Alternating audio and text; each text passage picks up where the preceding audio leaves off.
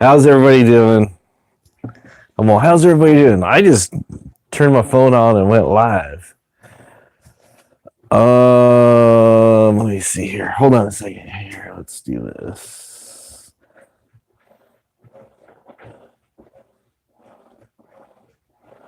Share attention. Reconnecting. All right, live chat. Do I have live chat on? I think I have my chat on. Let me turn that on. I always forget that. Live chat. There we go. Come on, turn on to chat. I guess there's got to be people to chat if you can see the chat. Welcome to live chat. Hey, it's live chat with the wombat. That's where it's at because he's a cool cat. All right. I know everybody's probably eating dinner or something by now, but yeah, I'm here. I titled this thing "It's Been a While" because it's been a while since I've live streamed. I don't think I've even have I don't remember now. There's been a lot of things just going on, a lot of busyness and whatnot. So I don't even remember when the last time I actually live streamed. I know I go into people's live streams and I know I come out here and I do some of my goofy videos and stuff. But I was thinking to myself, Mrs. Wombat's not feeling good. She's laying down, trying to rest.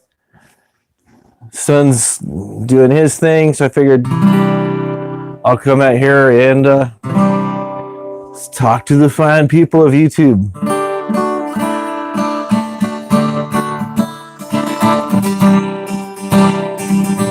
If anything else, I'll practice my guitar while I'm waiting for people to show up. Oh, it looks like there's two little heads popping up. Hello, two little heads.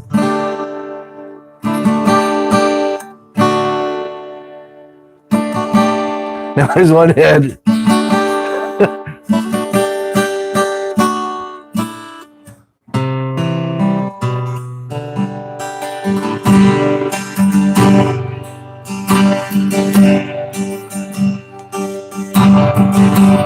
Tried to live stream.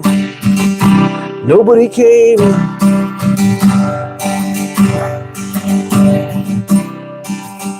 Hello, how's it going, Cassie? It's been a long time since I've talked to you even. It's been, I don't know, it seems like everybody's just kind of doing things here and there. It's been a busy, productive 2019 so far, so I just figured I'd come out here. I've been trying to do more green screen stuff. And apologize for the if it's making you sick or whatever. I know some people see green like this and they're like, "Oh, I can't take this." But anyways, I am here, and I just thought I'd say, "Hey, what's going on?"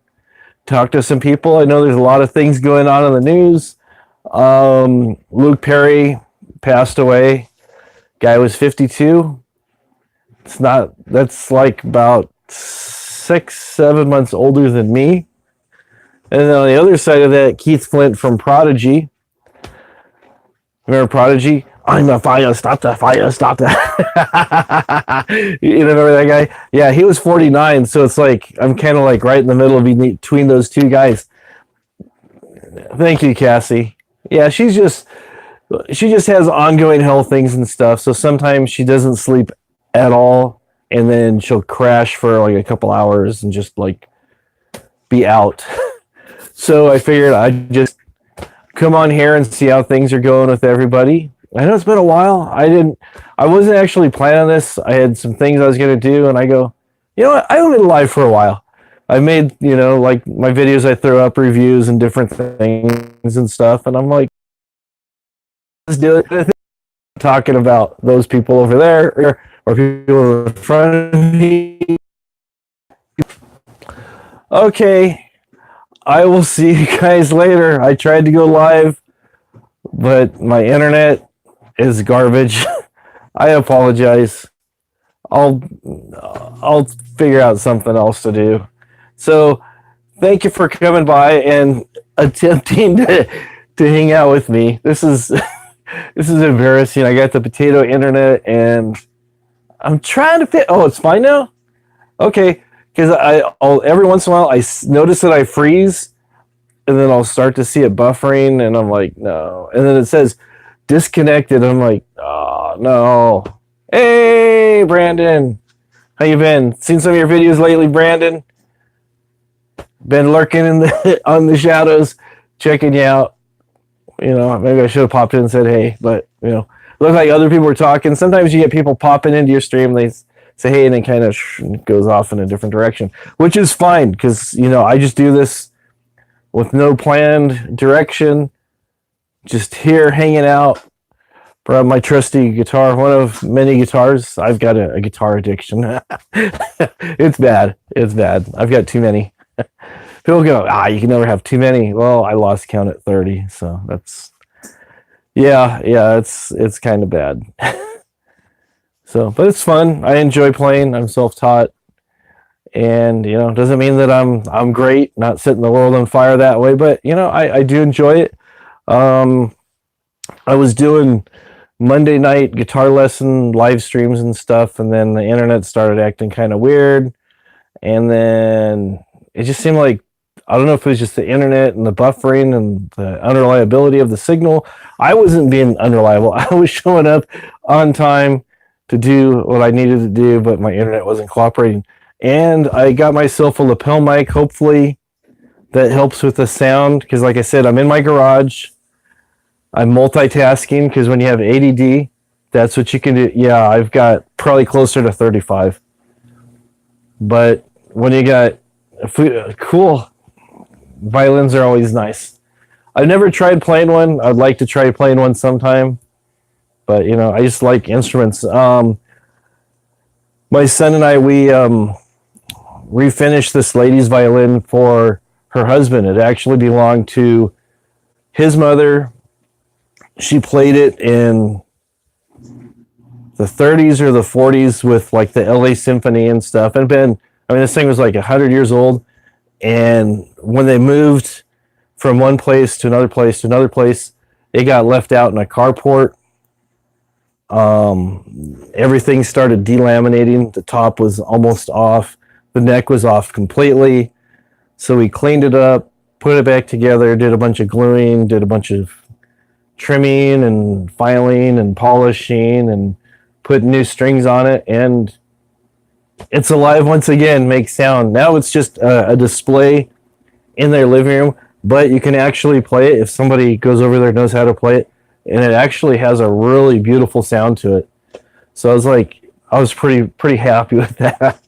The bow was just all the hair in the bow was shredded, and I was thinking about maybe trying to restring it, but I don't know that much about it, so I ended up just buying a new bow online. They were pretty inexpensive, so saved me a bit of time and aggravation trying to restring the bow by just buying a new one. And they were like super happy, and that was cool. You know, I was happy that they were happy, was able to do this good deed, and it was nice. It was just one of those things.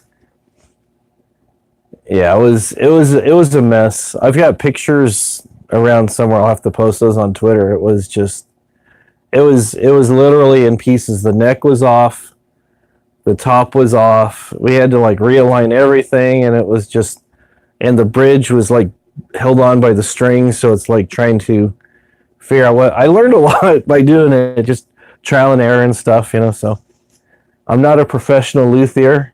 You might call me a bit of a hack. Actually, I'll call myself a hack. I'm a chainsaw luthier. Use a hammer and chisel and a hacksaw most of the time on most of my projects. But it gets the job done. So yeah, I've got this guitar here. I've got more in the house. I've got one over there hanging up that needs repainting.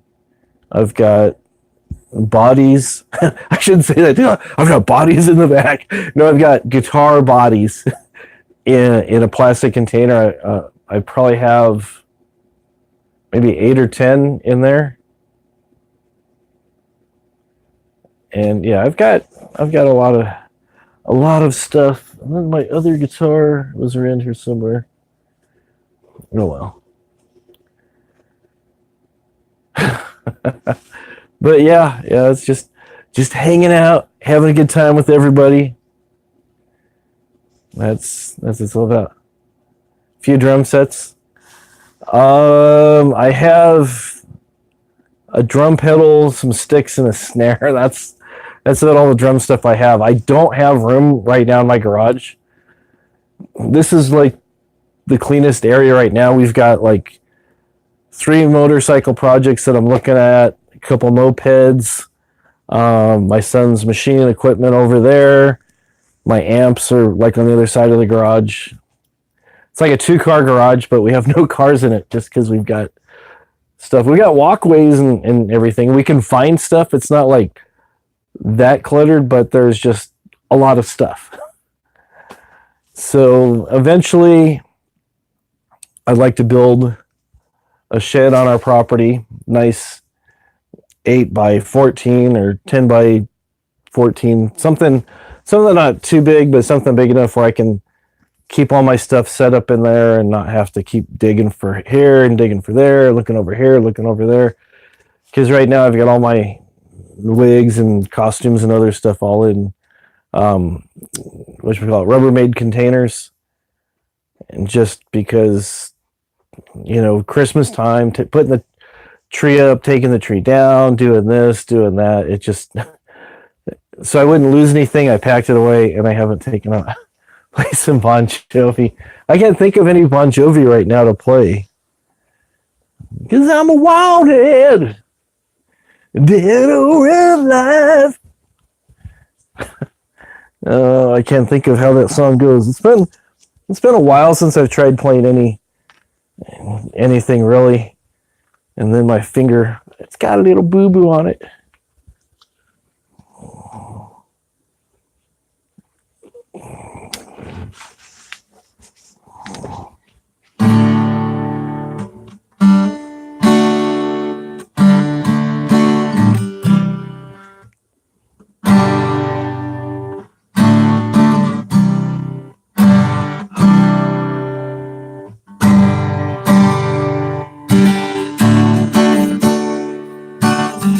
Hello, Karen. I don't remember how it goes. I don't remember how it goes now.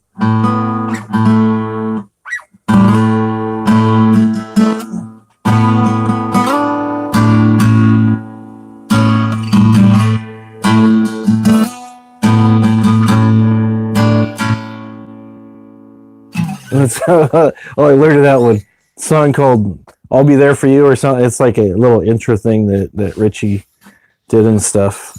And then I don't know. It's like lately I've been listening to like some other stuff. I will. She's resting right now, so usually she's on here, but she's kind of resting. But like, so if I can play this without butchering this up.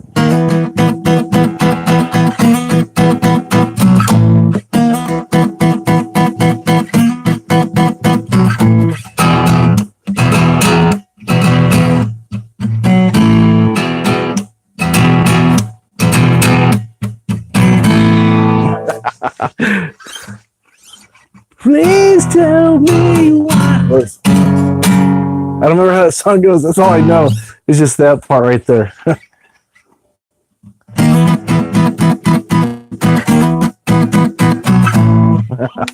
Those guys, you don't hear too much from them anymore. They're from Southern California. Pretty big in the 90s. Lit had a song, My Own Worst Enemy.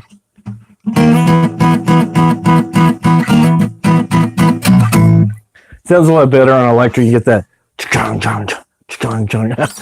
of hard to do on this.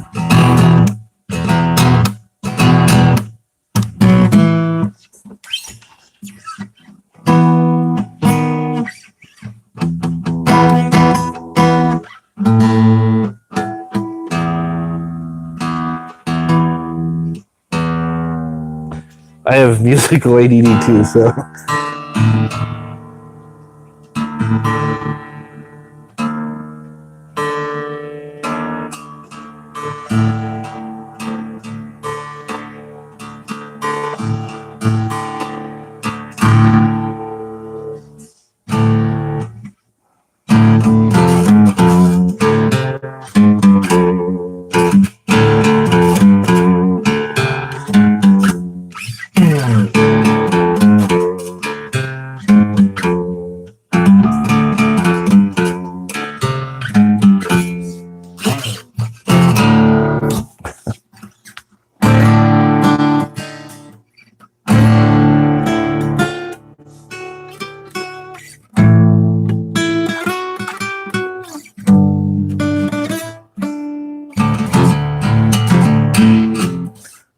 butchered this too. I'm gonna try to get it any farther than that.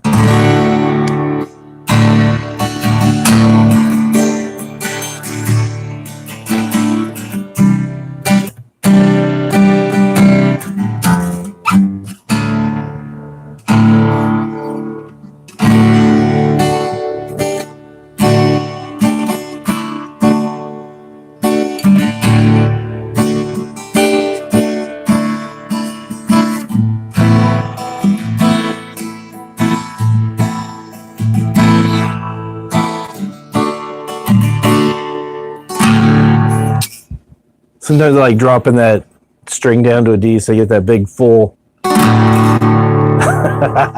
sounding chord.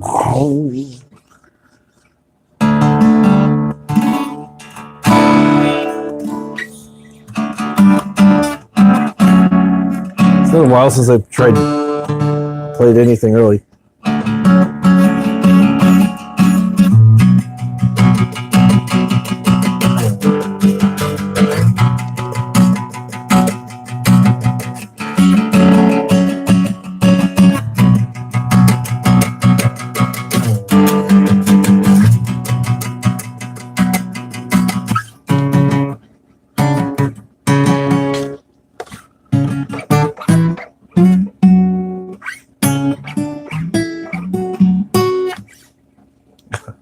I'm butchering all these songs.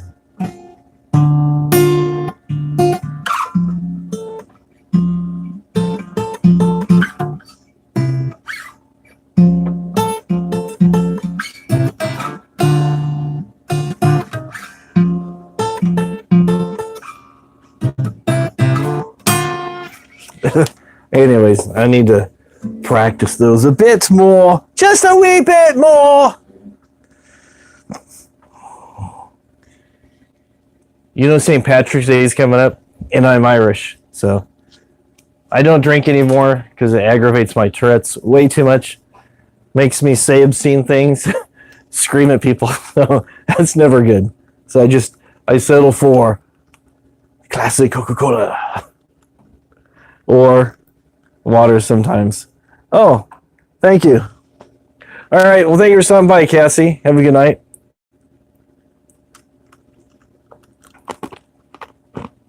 It's fun. I enjoy playing. Usually when I play electric, I get kind of a little bit crazier. And I have some effects and different things and stuff. Hello, view this. Been seeing you in my comment section. Good to see you. Thanks for coming around.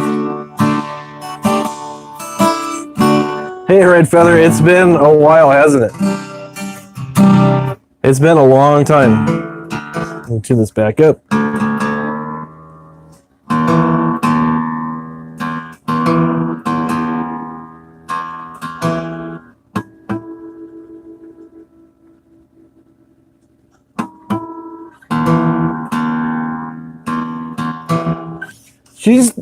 She's hanging in there. She's still has her ongoing things. She's been up for like a couple days, and then now she's kind of resting, half sleeping, half resting. So I'm out here in my green screen studio while she's in the house resting. So that doesn't sound good. So that's where she's at. Oh, thank you. I'm trying to do more green screen. I actually have a big sheet. Oh, thank you, Red Feather. I will definitely wish her the best. Yeah, this is actually, you know what all this is right here? These, I've been using these with some lighting, and I'm trying to adjust my lighting to do more green screen videos and stuff. But, oh, that's in the house. Yeah, this is actually, these are vinyl, you hear them? Vinyl tablecloths from the 99-cent store. Spare no expense when it comes to doing green screen. I've got this one here. I've got this one here that kind of wraps around, and you can kind of see behind me. It's kind of open. But when I do like videos, it kind of like crops it all off. Then I've got Bartholomew over here. I got him covered. Got my bass amp back here. Got that covered. It does a job. If you've seen my reviews where I'm like different characters and there's different backgrounds, this is where I'm doing it with the phone I'm using right now. You know, I'm working on it, trying to get used to doing more stuff like that. Got all my boxes stacked up here next to me. If you've seen any of my fake infomercial reviews, you'll recognize them. This was actually a prop that I made for the Magic Walk, but I never got around to actually using it. I just used the box instead, and that was good enough. Throw that over there. Remember the Magic Walk? You can stir fry. Plugs into your computer.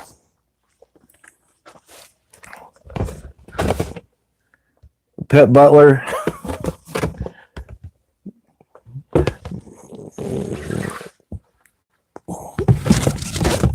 It's the Airwax Candle Kit. Ask for a boy name. Airwax Candle Kit. I was going to make a prop for this, but I just got lazy. I was going to find like a swim cap and some tubing and stuff, but I don't know. I've got a few more of these in the house. We'll be doing more infomercials. The notorious Roto Wipe. Cleans you when you're on the loo. Get your bum squeaky clean it does. So, yeah. It's where the magic happens. Actually, they're magnetic. It's like, it has the, what is it called? Oh, Magnadisc. The patented Magnadisc helps the thing stay put right there so nothing falls off. And then you can even use Fluffy as an ashtray. Put your cigarettes out in the ashtray, not on the cat. It was just bad. You can teach them to carry fruit, or you can have like a bucket of champagne and like a little holster with glasses right there. Oh, the bidet? No, that actually wasn't a portable bidet. That is actually a battery-operated wheel that hooks up to your bathroom. They get you cleaner than a bidet ever will. Okay. Maybe you have to give them some doggy downers or something. Put a little bit of Benadryl in the Alpo. Slow them down. Or at least take the edge off. No, but this actually goes, you can see it goes in your toilet and it like comes up and there's a little wheel that spins around. Soft touch bristles. What does it say? 2,700 RPM. That's pretty fast. But the most important thing is it's dishwasher safe.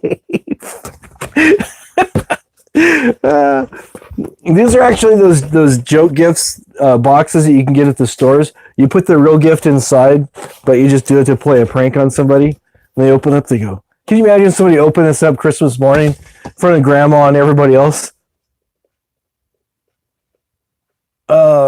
Thanks. Especially when you see that guy sitting there. He's having a good time. He's all, oh yeah.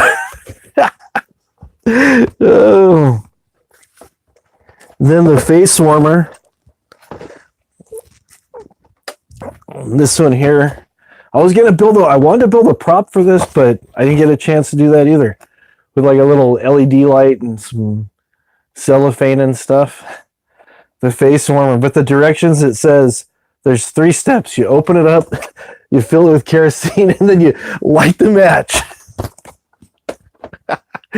Yep. And you hope for the best. But it does keep you toasty warm. You might have 3rd-degree burns. You might not have any eyebrows or eyelashes left, but it keeps you warm. I guess that's the important thing, is staying warm when all that stuff's going on.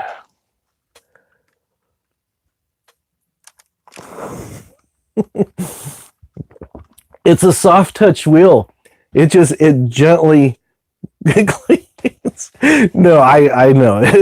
It's jokes. I actually bought these at Walmart. I've got a few more. They're around at Christmas time. And I was doing stuff and I was having different ideas for different videos and stuff. And yeah, your hemorrhoids would be like gone. But Walmart around Christmas time, I've noticed. I think CVS has them. Target. I think some grocery stores might even carry them by like where the gift wrap is. It's just a gag gift and stuff. So I've got more. Usually I have a one-man operation here. Yeah, they're gift boxes. If you look around, I know at Walmart they usually have them in the garden section and display all to themselves with all where they keep all the tinsel and everything else. And then I use I'm getting out all my secrets because somebody's going to try to steal all this from me. But what I do is I make up some notes on a dry erase board, put it just behind the camera, and try not to make it too obvious that I'm reading my notes. And then when I'm doing the characters, that's just off the top of my head. So, the Dr. Phil and some of the other ones. Hopefully you guys like those impressions. I'm going to try to mix some other ones in there and stuff. Oops. I broke my tape. Yeah, it's... You're on to me. There you go. Yeah, but it's fun. Just mix it up a little bit. The reviews are fun. People like my reviews. So I figured I can just do really bizarre reviews and people might like those a little bit better. Just some random... It's just like random. And whoever made this was a joke. And what's funny is when I've posted a couple of these on Twitter, and the company who manufactures these, which is on here somewhere, Planko Box or Pranko Box, I think it's Pranko Box, that actually spends money to print these up. I'm not seeing the people's name. But anyways, I've had a couple videos that I've shared the link on Twitter, and they've reached out to me and they go, "That was a good video. We like that." So I'm like, okay, cool. So I don't know. Maybe I'll be a sponsor and then I can advertise these like around Thanksgiving time so people know what's out there for. And it seems like they have a couple new ones that come out every year. So I just went kind of crazy and I bought a couple here and bought a couple there and bought a couple. I think altogether probably have 10 or 12 boxes to do. Well, I've already done full 5. Yeah, so I've got about 7, maybe 8 more. So that's if you guys like them. If not, let me know, and then we'll just like put that off to the side. But it's fun. People laugh. They see it and they go, "Oh my gosh, that's like." But that's what I do. A lot of the channels, they try to do drama and reactions to different things and stuff, and I try to bring something fresh to you guys that you guys will get a good laugh out of and go, "Oh, let's see what Wombat's doing," and then just get a good laugh and stuff. And then some stuff, food that I review, some of it's good and some of it's not. Yeah, they've got you saw the website. Yeah, they're actually cheaper if you get them in the store, if you go to buy them off the website, because I was thinking about going on the website to see what else they had, and they're actually more on the website. Hey, what's going on, Study Boy, New Zealand?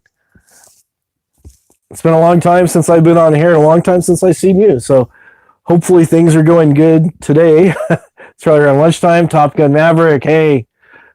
Where in Australia? They don't have Walmarts. That's a good question. I do not know.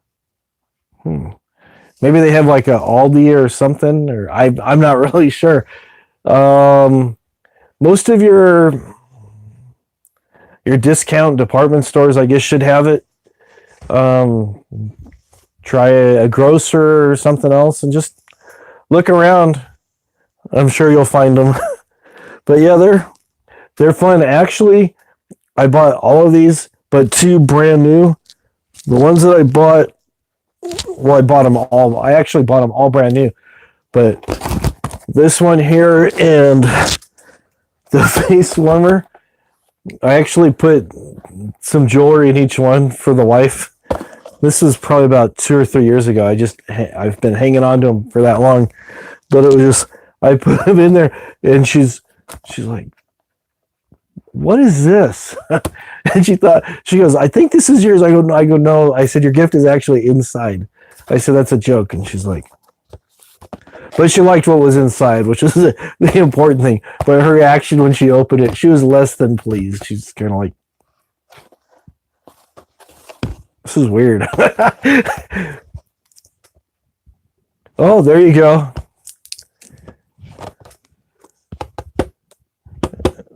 Okay, yeah, they are cheaper in stores. Online, I want to, because you can get these for like,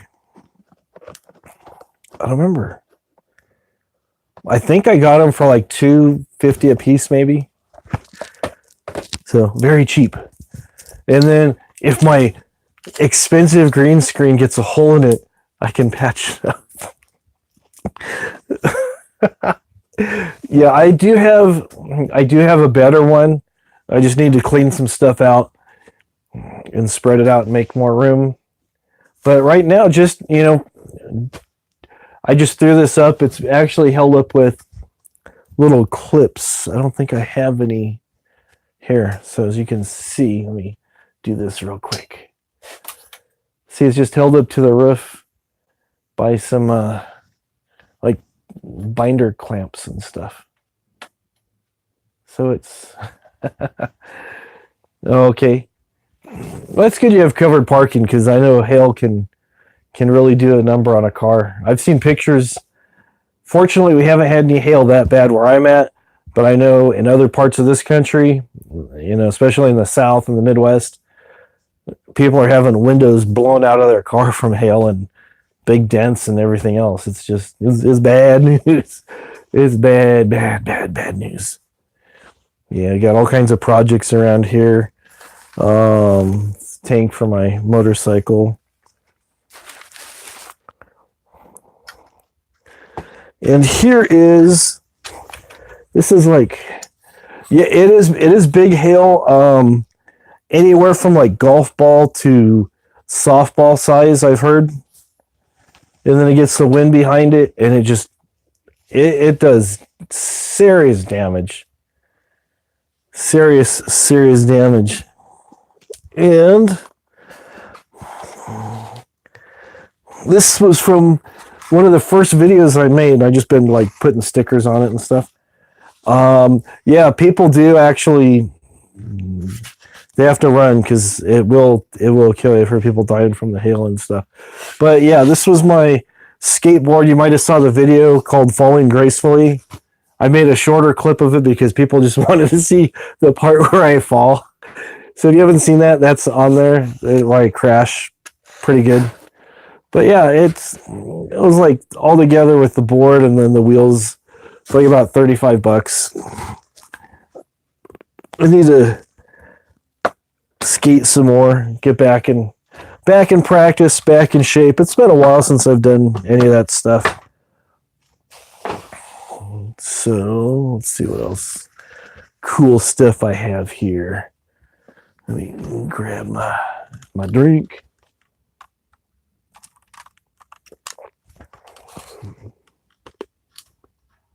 That there. Hopefully it won't fall. But yeah, I was telling somebody earlier, I've got a bike that my son and I have been working on for a while. And this is the color. The phone's making it look tomato red, but it's actually more of a burgundy. Like I said, we're still working on it. Let's see, there's the Triumph. There was supposed to be a chrome strip that went down the center and everything else. So I just figured, chrome strips, whatever. I'm not that fancy. What music do I saw somebody put, what music do I play? I try to play a little bit of everything. It's usually whoever I find myself hanging out with, or sometimes whatever I've been listening to the radio lately, I'll start messing around with some of that.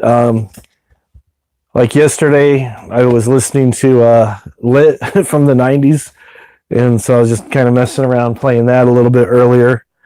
I don't know, blues, punk rock, metal. I'm not a lead player at all, so I play rhythm. Usually I support people. I play bass too for the same reason. A lot of times be jamming with somebody and they go, oh dude, it would be so cool if we had a bass player. So for a while I was playing with two other guys. We had like a little trio, so I was a bass player.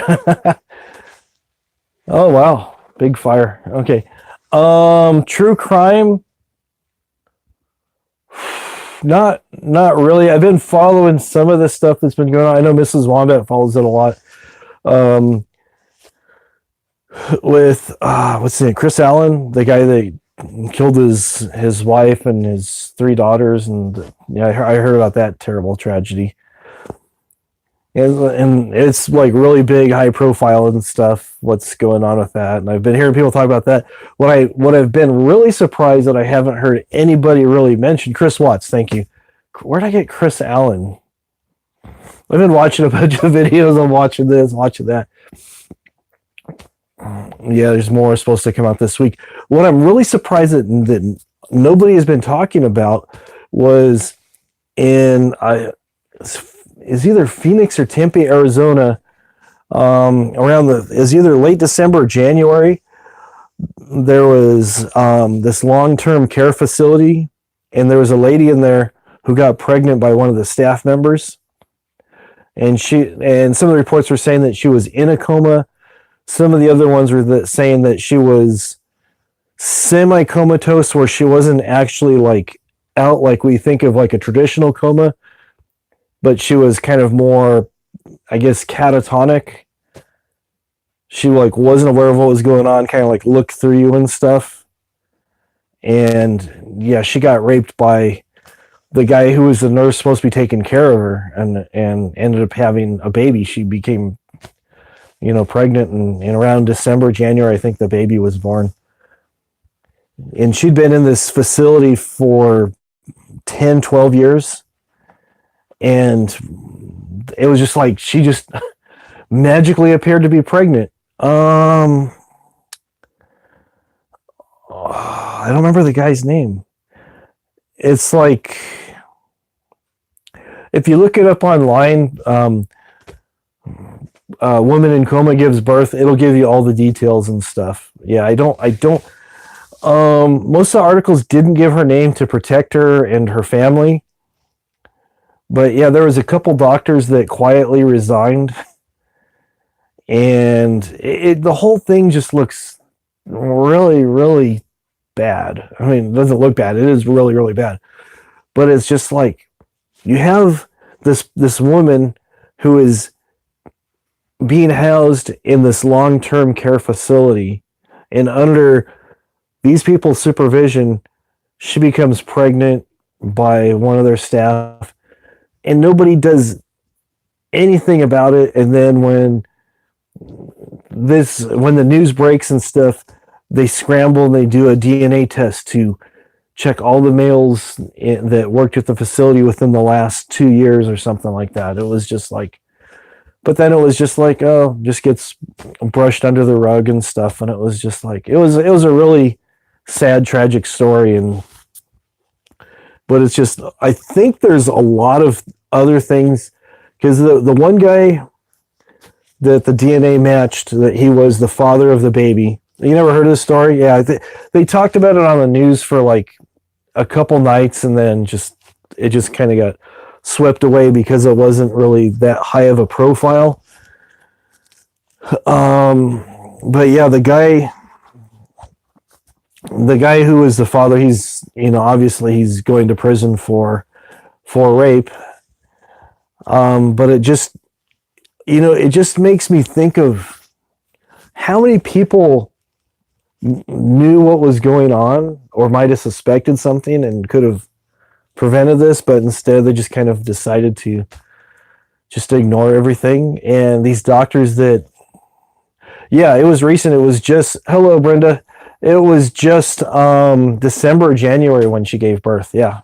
She she went to the place. Some of the stories that you read are kind of, they're not really given all the details, but it sounds like she had an accident diving into a pool when she was a small child, and had some brain damage happen, and was actually in a coma, then out of a coma, then back in a coma and stuff.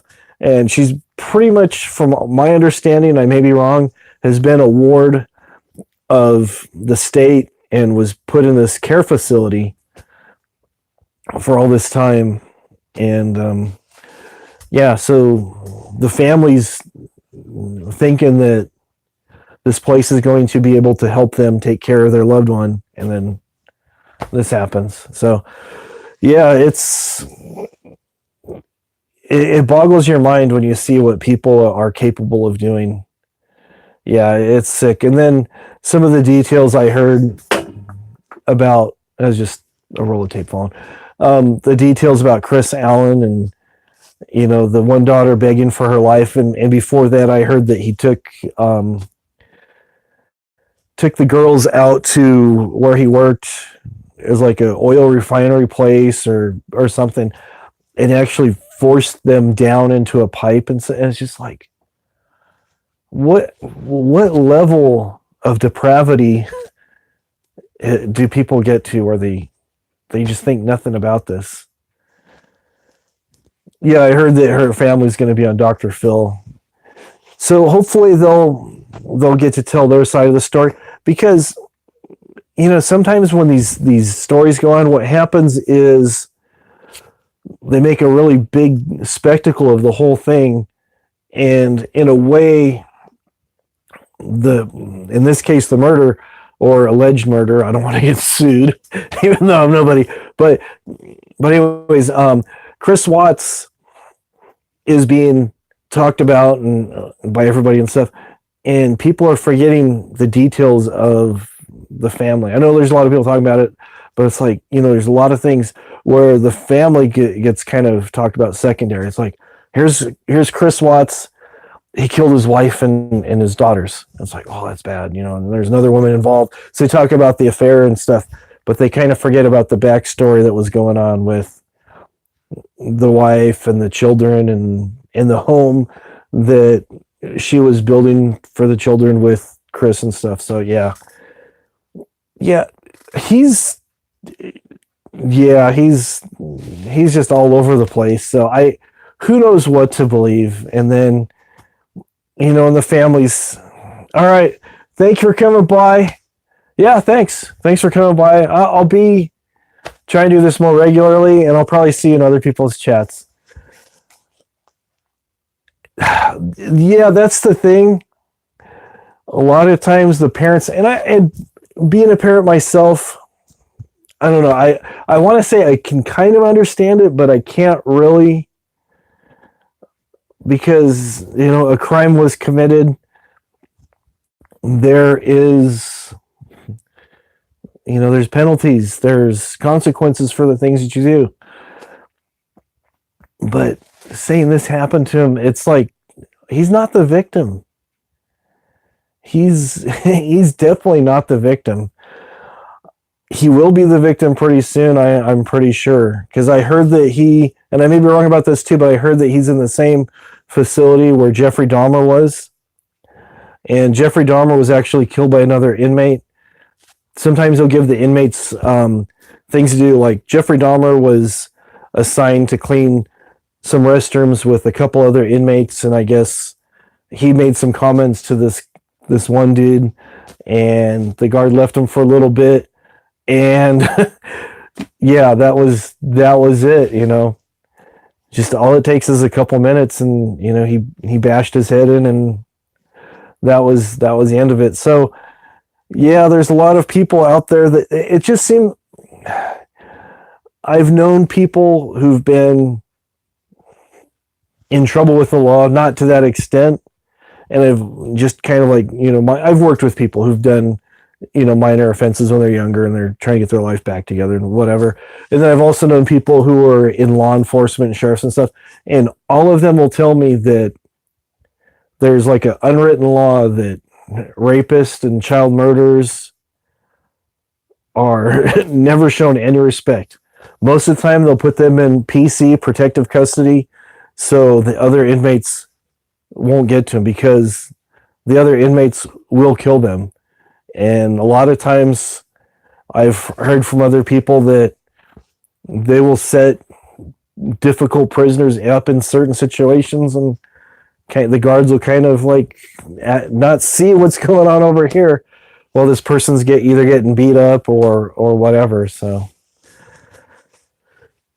yeah, so I don't know. I mean,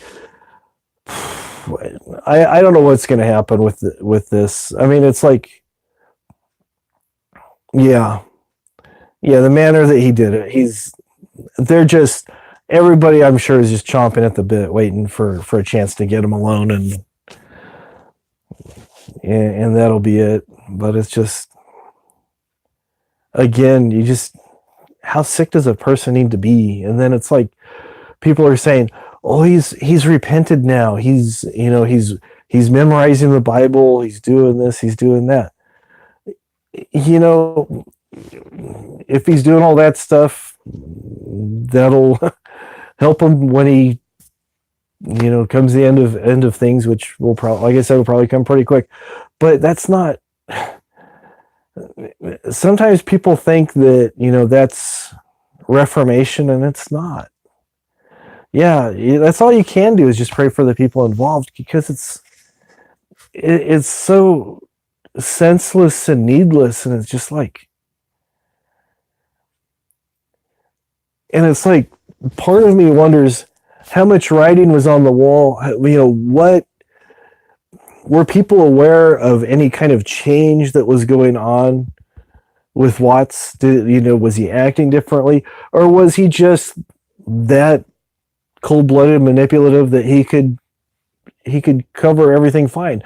I know that there's been videos online and stuff that show that some things that leaked out, and he was kind of like panicky and stuff about stuff. But I mean, I don't know. It just seems like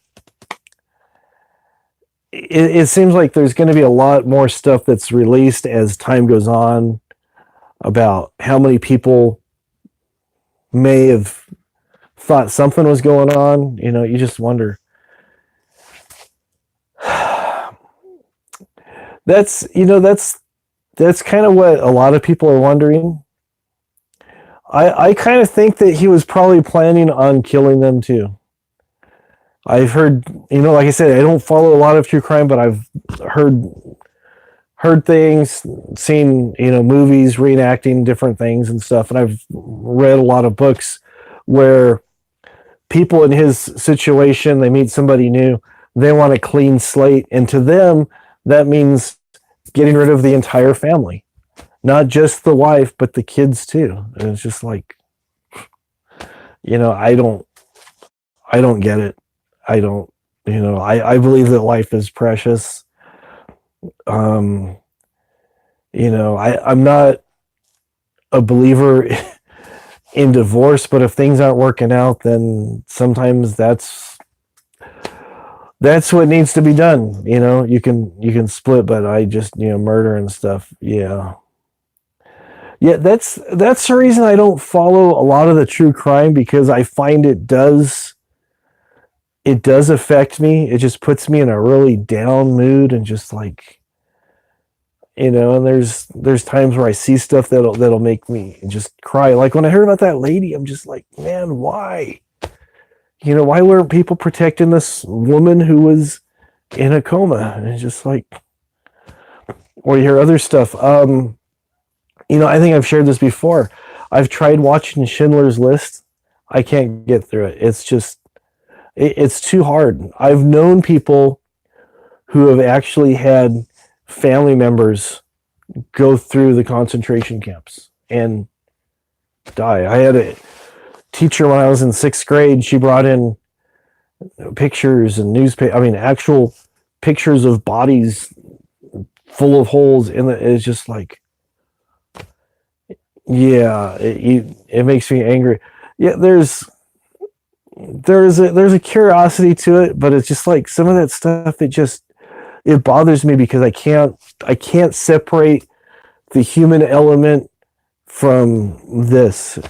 And I've always been into science and stuff. And at one time, I thought about becoming a mortician, not because I'm into like death and stuff, but I wanted to kind of do something to kind of help families as they go through the grief, and kind of give them a bit of comfort, and also take care of the arrangements, and do what need to be done respectfully, and whatnot and stuff. And but things happen, and I didn't pursue that and stuff. um but like anatomy and forensics and all that stuff, it's exciting stuff that fascinates me. And then it's there's a point where it just goes, this this was some, yeah, exactly. It's like this was somebody's son or daughter. We went to a thing a while back where they had the bodies on display. You might have seen it advertised where they're made out of plastic. They're not made out of plastic, but there's like a plastic dipping process that they do where it shows all their veins and bones and everything, and they're like in different doing different activities and stuff. Just, and they look like mannequins.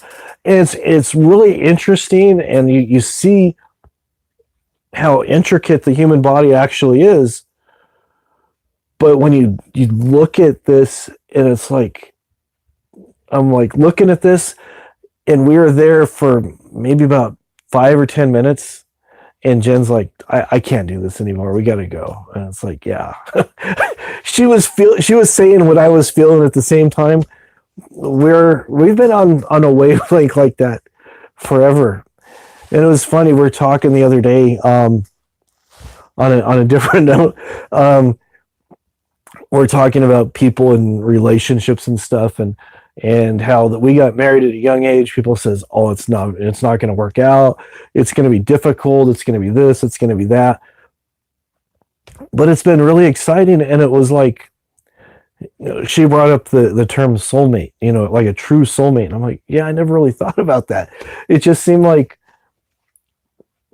we're always supposed to be together, not like like when we met, the clouds parted and the sun was shining and birds were chirping and all this stuff.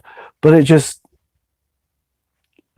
was such a connection when it happened. It was just like, wow. It's like, it wasn't like, where have you been all my life? It's like, oh, here you are. It's like, it was like a feeling of like, I've known her my whole life, and she said she felt the same thing, but it just kind of took a while. Yeah, I was 18. She was a month shy of 17. So, and then there's people that we've known that we went to school with and stuff that are like in their second, third, fourth marriages already, who are my age. Or there's people that got married around the same time we did, and it looked like it was going to be a long-lasting relationship, and then things just kind of fell apart. Relationships take time, they take work and everything, but it doesn't have to be looked at as a bad thing. It's good. I enjoy being married.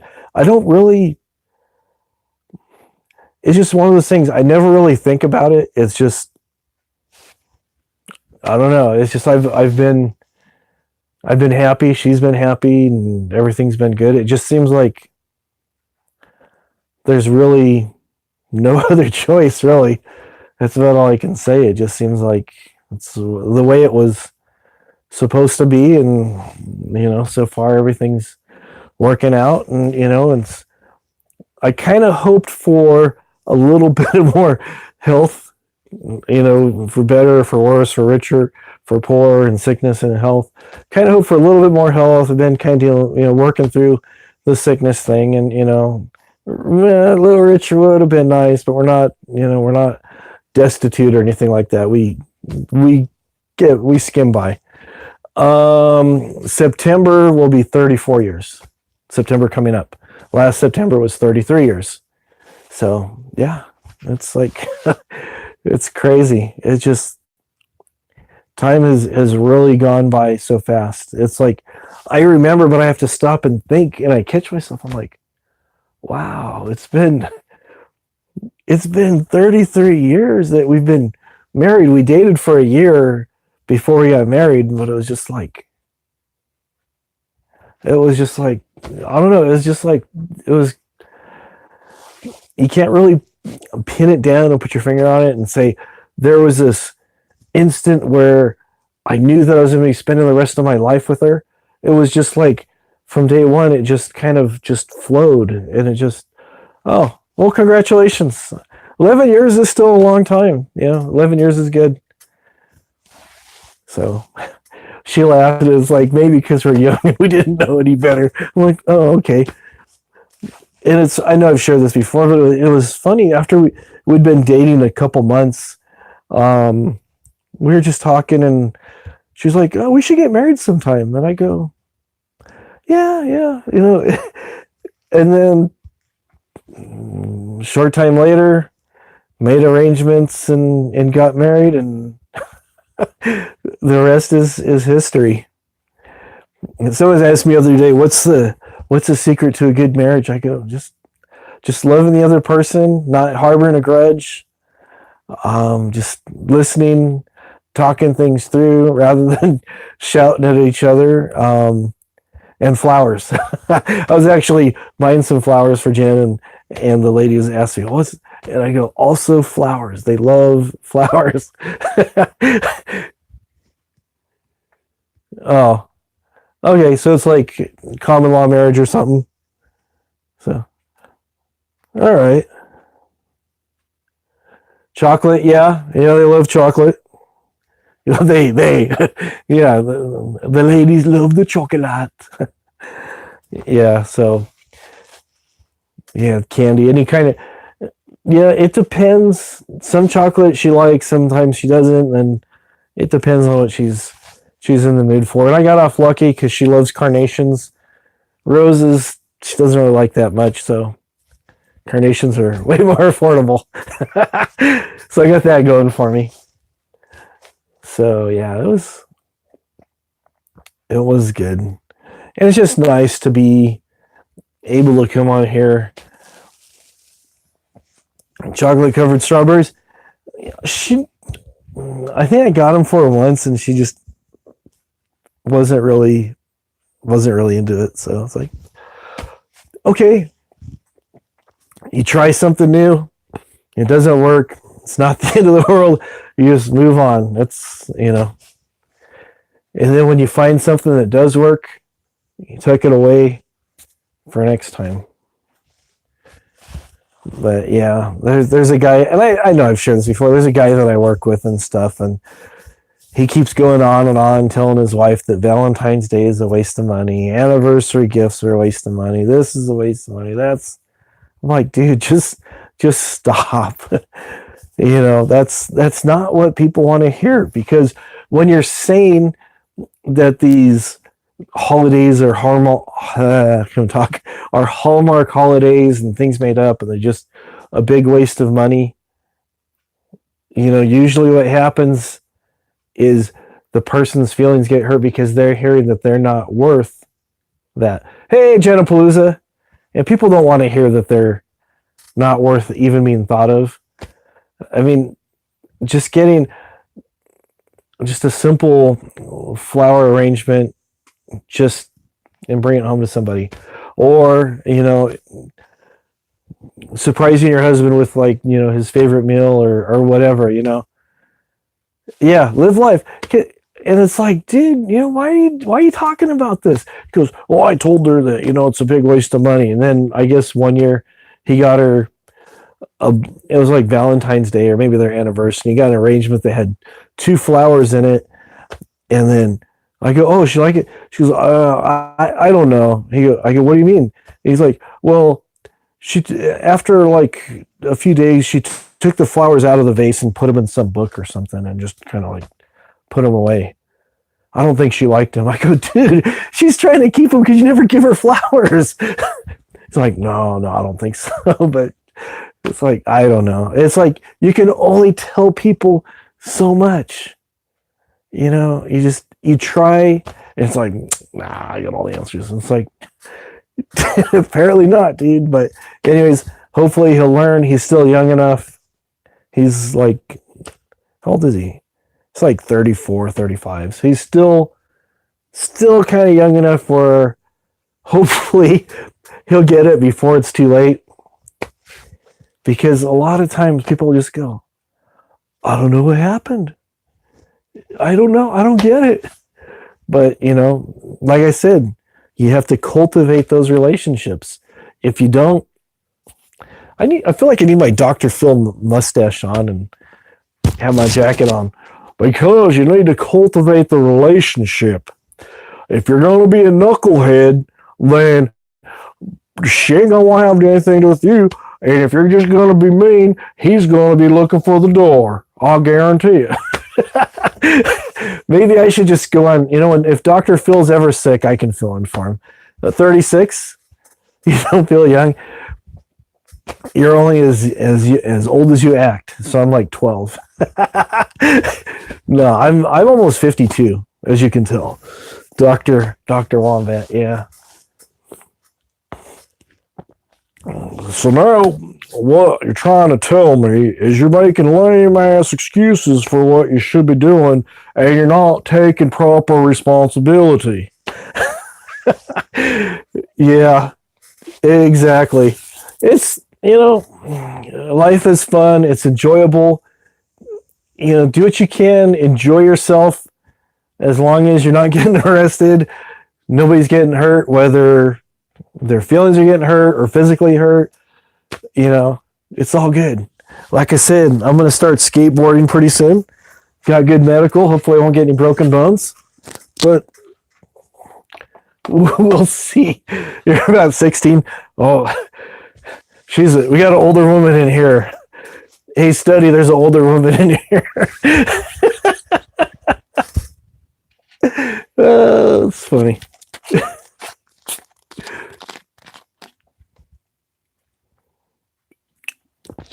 Yeah, I don't know. It's just,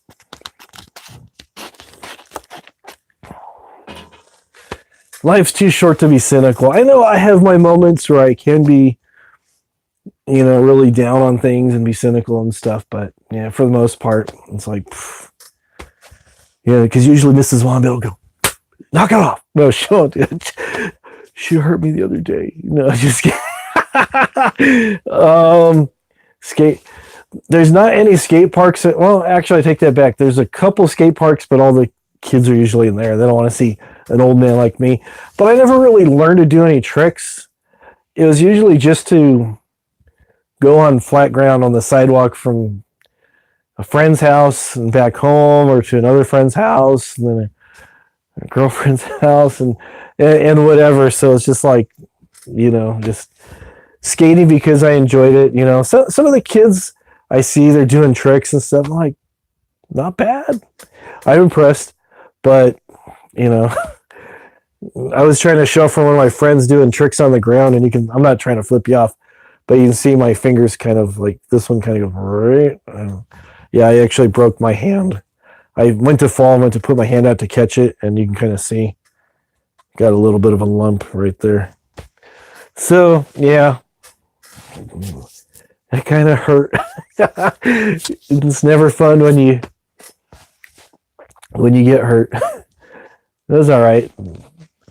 They asked me, did it hurt? I go, yeah. I didn't realize I broke my hand until a couple days later. It was just like throbbing, and I'm like, yeah, I should do a video. Give me pointers. There you go.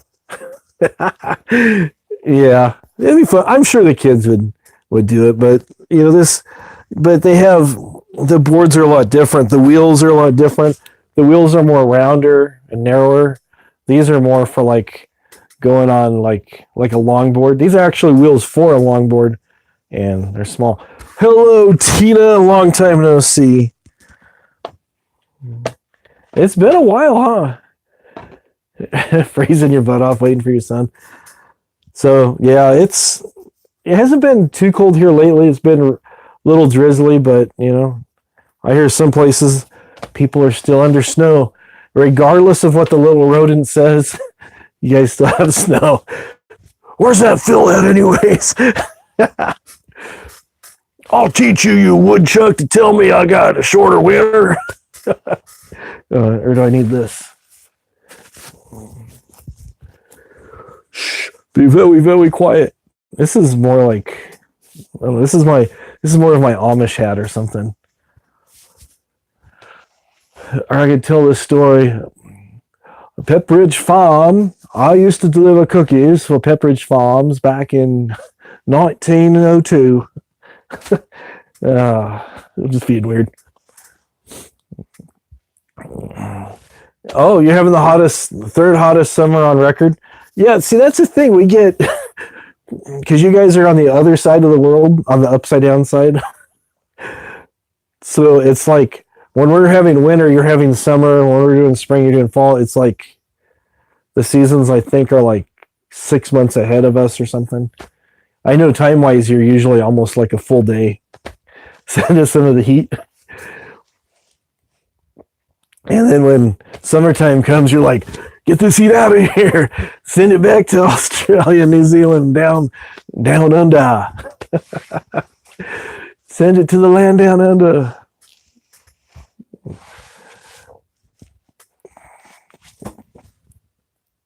I'm just trying to read the chat. Yes, daylight savings time this weekend. Arizona and one other state, I forget which one, they don't take advantage of daylight savings time. So I guess they don't feel like having to change the clock every 6 months. So, like, whatever. I usually mess with people and I go, because I know you're supposed to spring ahead. It might be Indiana. I'm not really sure. I know Arizona for sure, because the place I work, we have customers that call and then it's like, they go, oh, you guys are still open? It's like, yeah, we're on the other time now. Yeah, daylight savings time. It's nicer when it's light out longer. You can do more stuff. Unless you're in like Alaska, where during the summertime, the sun's out for like 20 plus hours. Then the wintertime, it's like out for like 3 or 4 hours. It's crazy. But yeah. Yeah. That's what people say. So I've been dealing with time for all my life, so I've just grown accustomed to it. It's like, it doesn't mean I have like the same sleep patterns that most people do. Oh man. Usually it's just like I get myself so wound up, and then this doesn't help that much either. But yeah, the clock, yeah. Yeah, well, yeah, we divide days and stuff into just nice segments that helps us plan things and whatnot. But I mean, it's like sometimes I will be like really tired, like early in the evening. I start doing stuff and I can't unwind till like 1, 2 o'clock in the morning. If I try to go to bed earlier than that, most times, not all the time, but most times, I'll fall asleep like right away, and then like 10, 15 minutes, boom, I'm wide awake, and I'm like, okay, what do we do now? But I've always been like a short sleeper. Yeah, get the staff to work. Daylight savings time, you burn less candles and get more work out of people and stuff.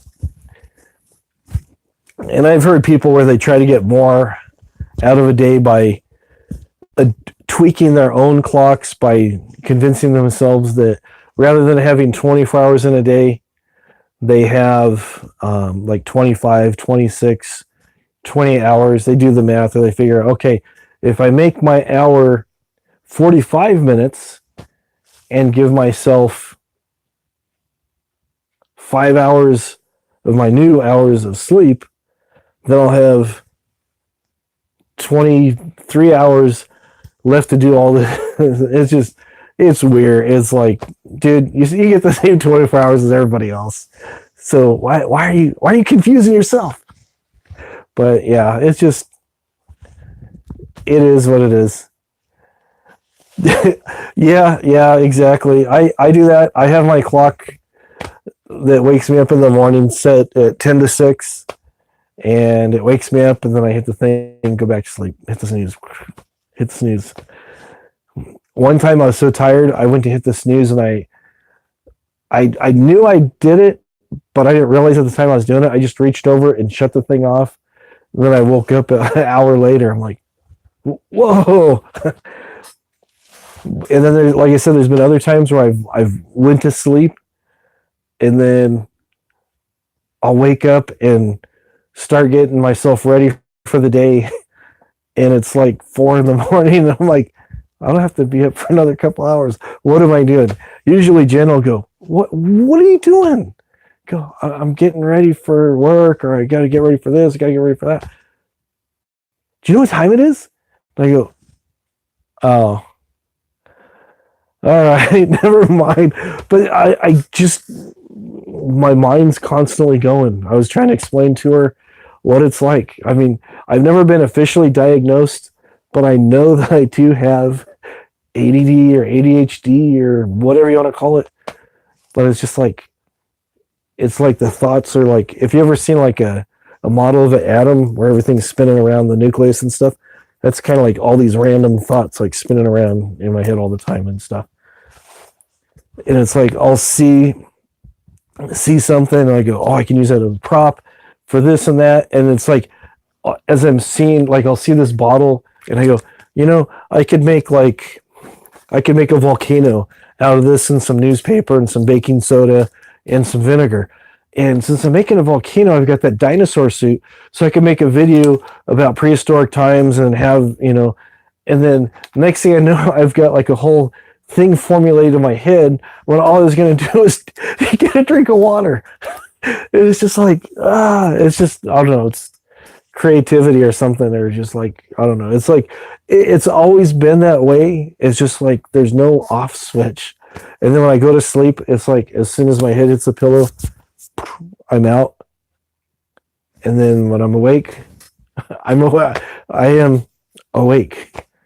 There's no going back to sleep right away, and it's just like when I'm awake, I'm awake. That's all there is to it. No, nothing else. Okay, problems in school. Yeah, I used to have lots of problems in school because I was really shy. I was always the new kid and never really met a lot of friends that I could connect with. And that was some of the reasons I had problems in school. And I just get bored. I do good in school, but I just get bored. And I'd get good grades most of the time just by taking tests, by not even doing the homework. And then sometimes, you have teachers that grade a certain way, and yeah. Sometimes just having an outlet to do different things really helps. I know what helped me was my dad and his wife, number 3, were having some issues. I got sent to live with his parents, supposed to be just for the summer, ended up being almost 2 years. Met some people out there, I've always been into music and stuff, but I got a guitar and got into playing music when I was back there at 15. So sometimes if you get into stuff, you have an outlet that kind of gives you like almost like a pressure vent. Because I know for me, I've got like all these things that I'm doing and stuff. So doing YouTube videos and live streaming and stuff gives me a way to kind of blow off some steam, to kind of vent and stuff. So maybe your son needs a YouTube channel. I don't know. No, but I mean, sometimes if you find some things that they really excel at, and you give them permission to do these things and go out and just, sometimes the other stuff that they're having issues with will kind of fall back. Not always, but a little bit. Yeah. You have to figure out something for them. Yeah. Take your son to the doctor, But yeah. it really depends on a lot of things too. You know, if there's something that you're really concerned with, sometimes just kind of, if there's something physical that can be taken care of, that's fine. Something to be treated with medicine. Sometimes it's just kind of talking things out, you know. You got your teacher hat on, yeah. Study's a teacher, so he knows. You know, some teachers I've had in the past were awesome. They were just like so excited. They made learning fun, and that was great. And then I have a couple other teachers that stick out that just should have been doing something else. They got their certificate to teach, and they just it's like they didn't like kids or something. I don't know what it was, but you know, it's just like, yeah, we're doing this thing, okay. And then yeah, okay, so what time is it? Your kids are leaving here pretty soon. And it's just like, don't do that. But I mean, I'm sure I don't know him personally, but he seems like he'd be like a really cool teacher to have to you know. But yeah, just find some things to get him involved with, and it's really about all you can do. His class is very chaotic. Yes, some schools are overtaxed with students. They have just way too many for the class size. And sometimes it's good if they have a helper, you know, in the class, like a TA or something. Not all of them not all of them can do that. But yeah, Study Boy, he's a teacher. He could probably give you some good tips on things to kind of help out with different things. I'm just trying to read the chat here.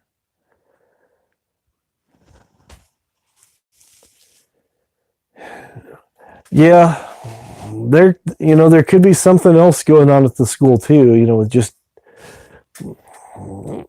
different people and stuff. You know, like I said, I was always in a special class, 9 to 3. Okay, well, that's good. You do for dancing. What was that about Fortnite? Let me read that again. Oh, there you go. Sometimes that's what you need to do. That's what you need to do. I remember my wife said that she had a history teacher that would, whenever he was teaching a certain subject or a certain period of time, because he was teaching, was it world? Oh, it was just U.S. history is what he's teaching. I thought it was world history, but it was U.S. history and stuff. And certain periods of time, he'd come dressed. Period. He'd be dressed like, if he was talking about, you know, colonial times, he would like buy costumes and try to recreate as much of the atmosphere that he could to help the kids learn. Tina, yeah, she's hanging in there. She wasn't really sleeping good, so she finally kind of crashed. So she's sleeping some, but she's still doing about the same, just kind of, you know, maintaining about as well as she can. So it's, yeah.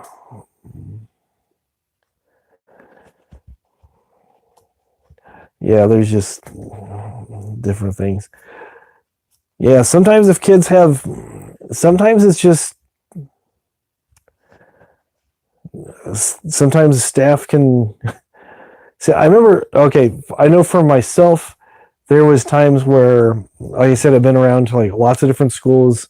I was at a new school almost every year, but sometimes the teachers would say something to me and that would stick with me for like the whole year, just one or two comments.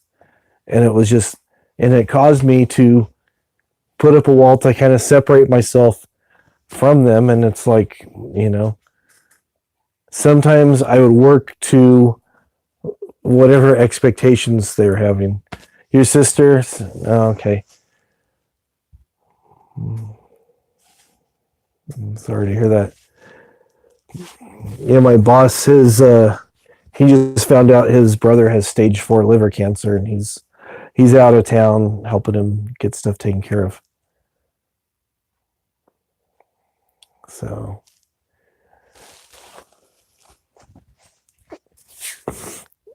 yeah, it's it's tough living on this planet. It's, you know,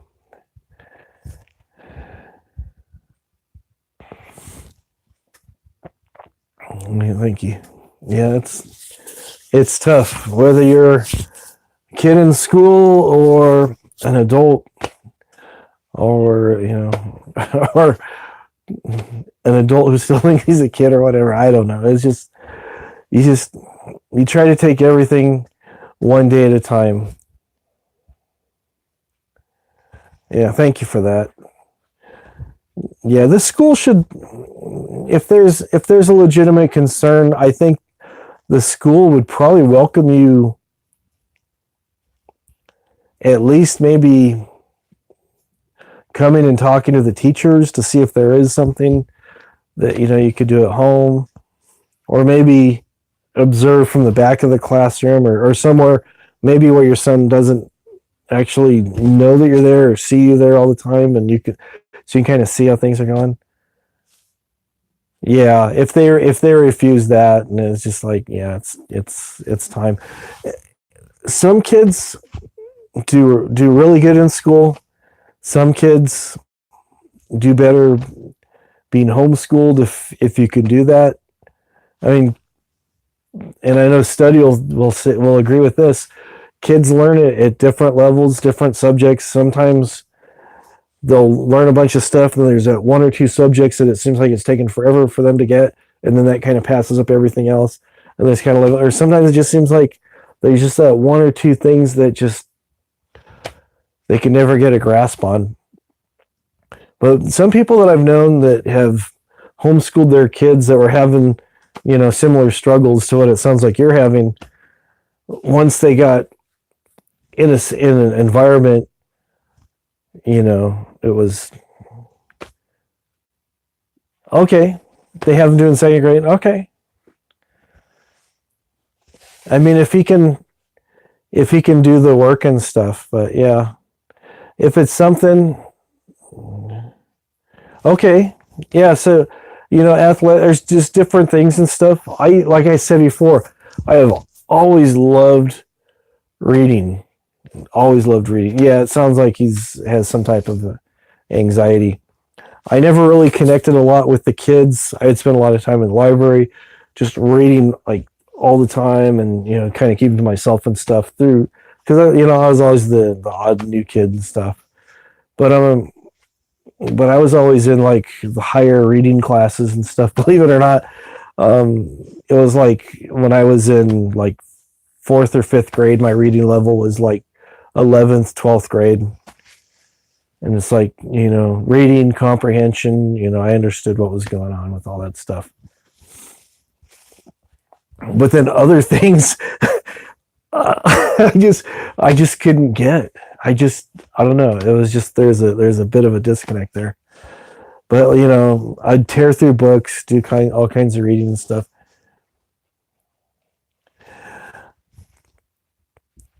Yeah,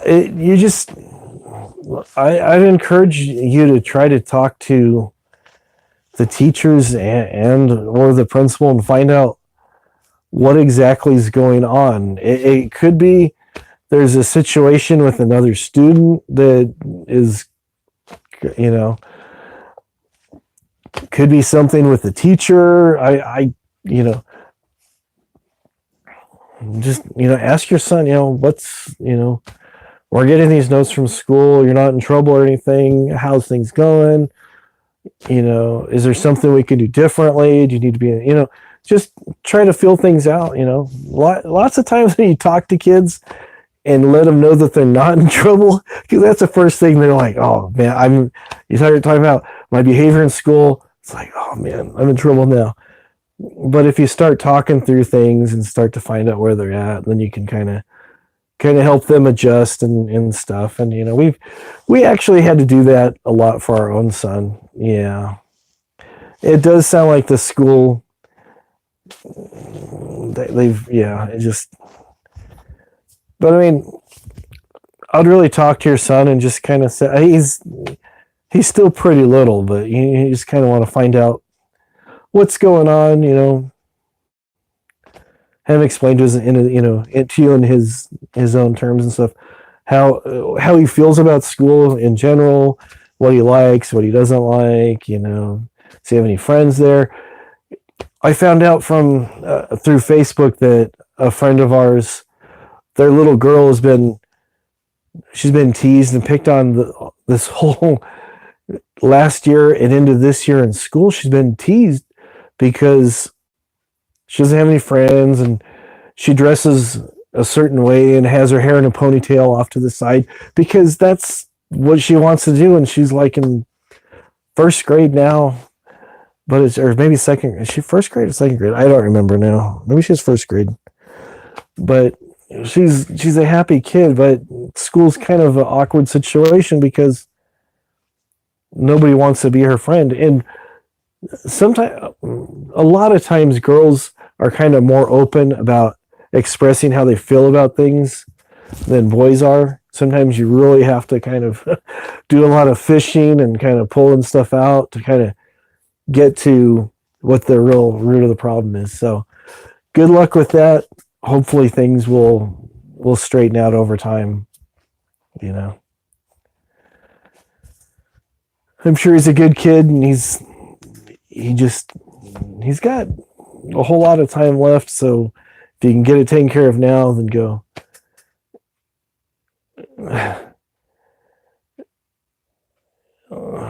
Yeah, it's sometimes people have expectations like.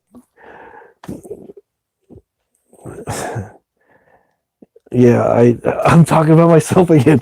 Okay, I remember one year. This is what this is for. I'm glad you're here. I'm glad you feel comfortable enough to get this out and vent. We're sorry for your frustration and everything that you're going through. So, real quick story. I was wanting to get straight A's. I wasn't wanting to get straight A's. I was promised to get this dirt bike. I think I told this story before. I was promised to get this dirt bike if I got straight A's, and I worked my butt off. Came super close to getting almost all straight A's. I had like a B plus or something, and it was almost. And then the thing I was promised that fell through, and it was pretty much I was just lied to. But what I managed to do was just set the bar to always excel and always get straight A's, and it was just like this is. And then somewhere along that line, I lost total interest in school and learned what was the bare minimum that I could do just to keep everybody happy.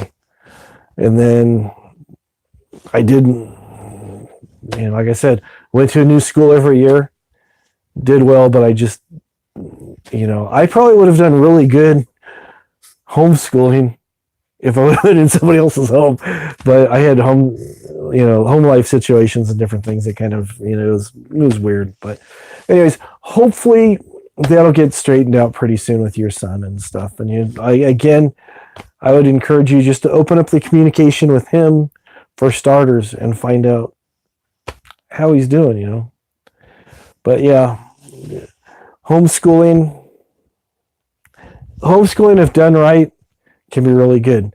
Sometimes people will, and again, I'm not knocking homeschooling, but I've met people who homeschooled their kids because they didn't like the way the school was being run, and the kids didn't learn anything.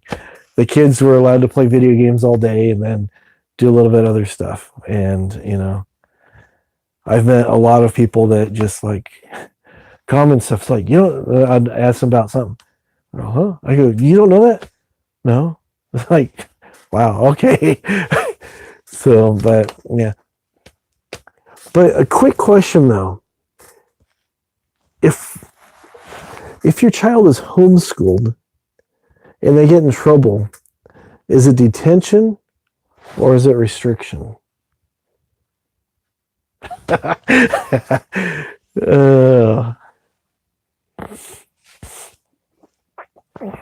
Yeah. Yeah. If you keep see, that's a thing. Kids need consistency and stability. I think that was probably the biggest problem that I had was I was always the new kid. Things were always changing. I was always at a new school and this and that. And it's just like, yeah, but if they keep that would be really stressful for a little guy. You have an idea how something's supposed to work. And again, it's like for a lot of kids, it's like the whole package. This is what we're studying. These who are the people that are in my group that I'm doing these things with. And then you start changing people and it's just like, it's chaotic and that's stressful. I mean, imagine if you are in a work situation and you have one job you do, and then there's other people that are working around you, and then they pull somebody else off and put somebody else in, and then take somebody else here, and you're constantly having new people come in and out, and then they take you and have you go do something else, and you're over here and you're over here. And it's like you have all this things going on. It's like, this isn't what I signed up for. I signed up for do this, and I had, you might not vocalize this, but you say, I had expectations of seeing these people where I'm at, but it's a situation where if they keep changing what's going on with this little guy, it's like, oh, wow. For me, just thinking about that is stressful. It's just like, I mean, I think I'm pretty flexible and I kind of go with the flow and stuff, but I appreciate consistency and stuff. And like I said, I've worked at places, and again, like I said, I was always the new kid, and I had a really bad habit of I'd work at one place, learn as much as I could, get bored of that place, have another job lined up, and then quit on a Friday, start on a Tuesday. It's like, wow. Yeah, that's nuts. I know sometimes they think, okay, we're going to get the kids ready for high school and this and that because, and it's like they need a little bit of stability. I mean, they need a lot of stability, but I can't. Yeah, that's weird. That's like, that's bizarre. That is really bizarre. But just reading that sounds extremely stressful. Yeah.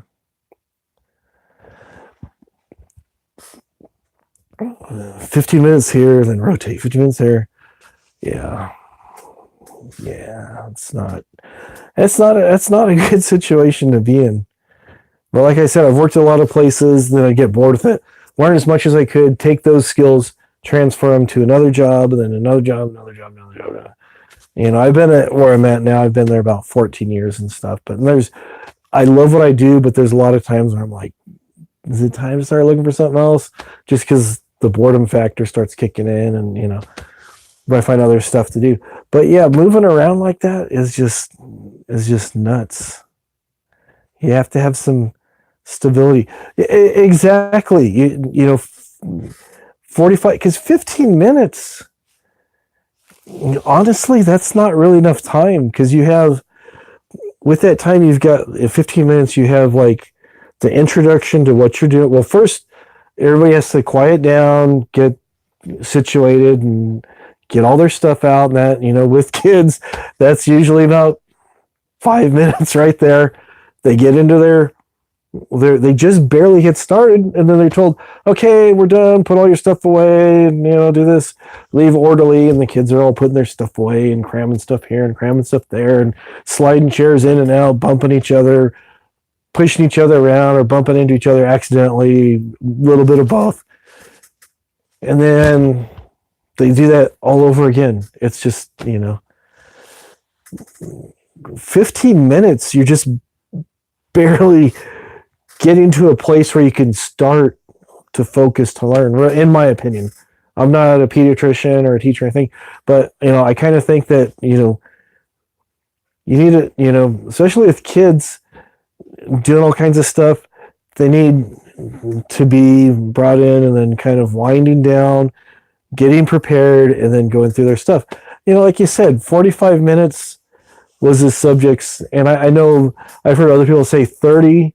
I've heard other people say 20. They say like 20 to 30 minutes now is what people are saying is an optimal time to try to meet for anything or study or anything like that. If you try to do too much beyond probably the half hour, a lot of what was discussed gets forgotten except for like the last few minutes or so. But coming in for just, like I said, it's, yeah.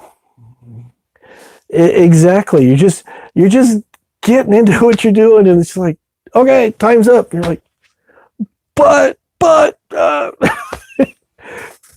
don't argue with me, young man. Hopefully they'll get that straightened out.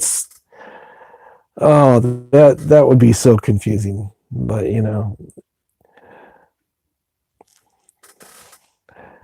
some of the things, because I know a lot of people. I know some people. Yeah, it's like herding cats. 5 and 7 year olds. Used to be just boys, but now it's like boys and girls. They calm down so easy. Okay, we're gonna study, and they just file in politely, sit with their hands folded. Okay, take out your materials. They open up. No, they're like pulling stuff out, throwing stuff everywhere, poking somebody with a pencil, pulling on somebody's pigtails, and getting like where they're almost touching them. I'm not touching you. I'm not touching you. Yeah, exactly. But it's like, I Mary Poppins. Yeah. Yeah, but sometimes it just seems like, rather than it, because it's like I really honestly think that the people who put together the programs for these schools and stuff sit in a room somewhere, talk maybe amongst themselves or maybe just by themselves, and drop these lesson plans. They don't have any time in a real life situation dealing with these kids, or they would say, this plan here isn't going to work. My son, he went to 2 different high schools because we had moved in between and stuff. The second high school he went to, they're doing this math program, and he was showing it to me, and he's like, this is weird. I'm not getting this. So, he talked to the teacher and stuff, and the teacher says, this is what I'm supposed to teach. I don't really like this, and then we found out from somebody that we knew that that the one school that he was going to, that program didn't work. So they pawned it off to this other school. It was like a different district. Well, try it there. It's not working here. Maybe it'll work for you guys. They just said, oh yeah, this was a great program. So, there's a lot of that stuff going on. It's like, oh, it was a great idea. Okay, I'll get paid such and such. Okay, here you go. My job is done. I'm off to the next thing. The teachers are there. The experts say this is supposed to work. What am I doing wrong? Then the teachers start to self-doubt themselves. The next thing you know, they're going to the casino at lunchtime and gambling away all their funds with the lunch lady and all that stuff. Oh, man. Yep. Yeah, the staff seems nervous. They probably realize that what they're trying to do is not working. They're probably seeing that they are failing at what they're doing. And rather than somebody saying, hey, wait a minute, can we stop for a few minutes and kind of think about how effective this not working out? But rather than do that, it's like, this is what we're told to do. We don't want to rock the boat.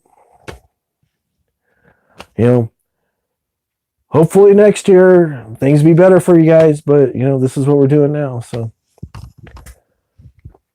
yeah.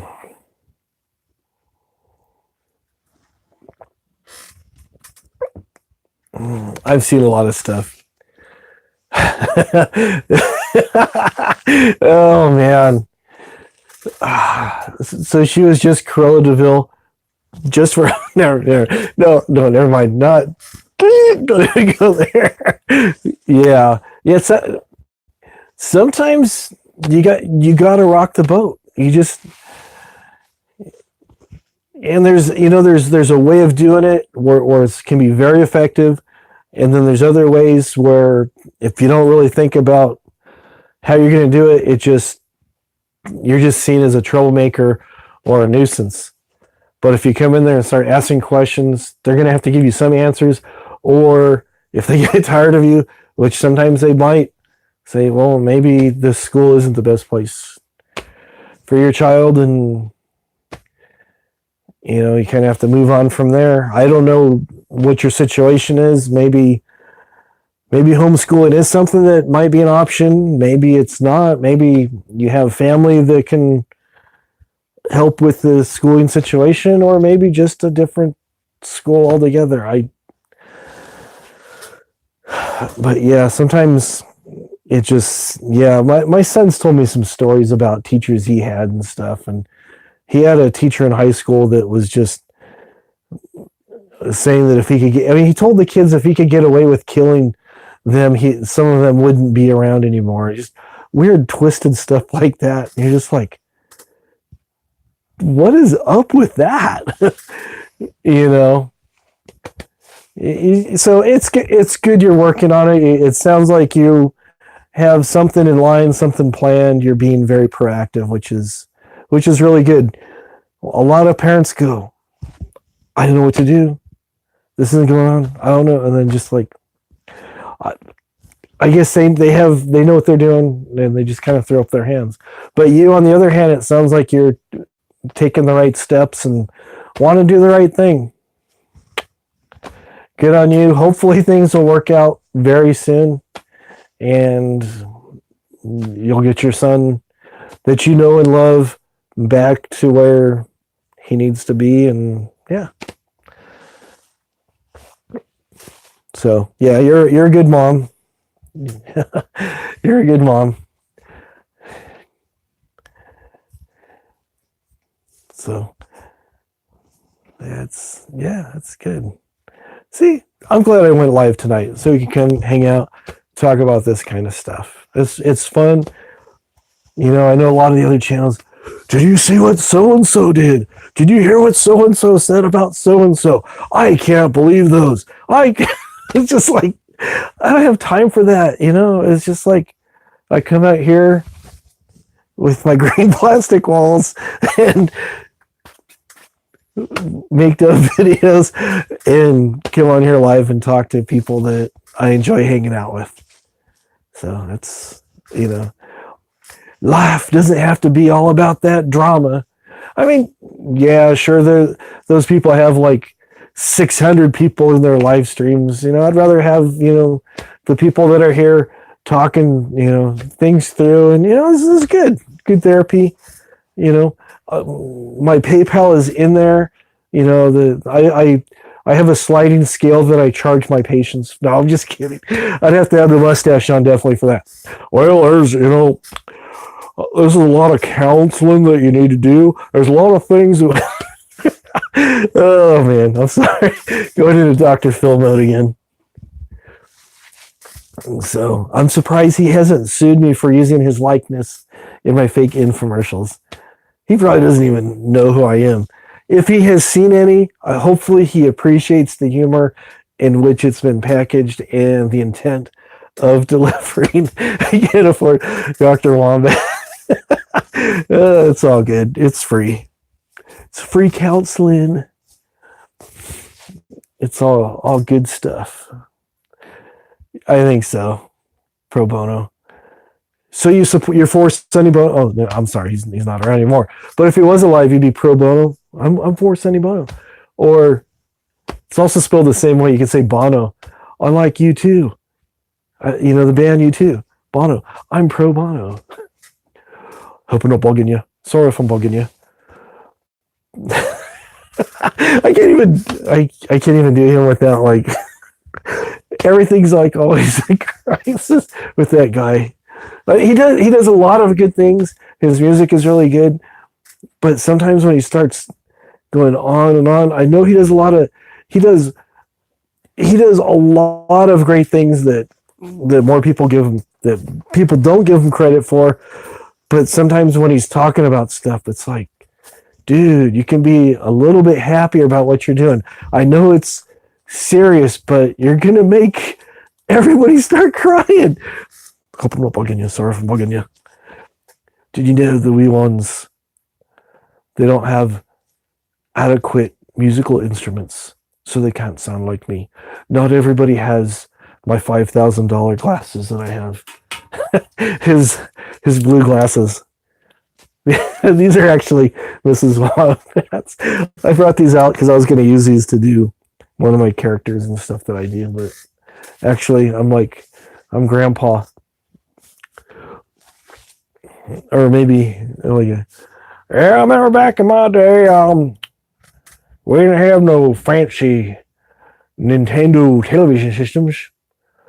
We used to have to play tic-tac-toe using rocks and twigs, playing hopscotch. Not no Fortnite. Fortnite's like 2 weeks. Don't you know nothing? When we built stuff, we used our own hands, not some computer. Oh, I gotta take these off. I can't see. Planting corn. Farmville. Remember Farmville? You plant crops? Okay. A long time ago, lots and lots of people. I used to tell my son's friends when they were little that the world used to be black and white. And it wasn't until shortly before they're born that we got color. And they're like, no. I go, look at all the old movies. Have you ever seen any old movies on TV? That's how it was. Everything was like black, white, gray, no color at all. There's a couple exceptions with The Wizard of Oz. They were just starting to experiment with color back in those. I can't even say it with a straight face, but and they're like, maybe this guy's onto something. Then I let him off the hook. I could never I'd get him going for a while, but I'd let him off the hook. Yeah, that's crazy. 7 billion. That's almost the same amount of hamburgers that is sold in McDonald's.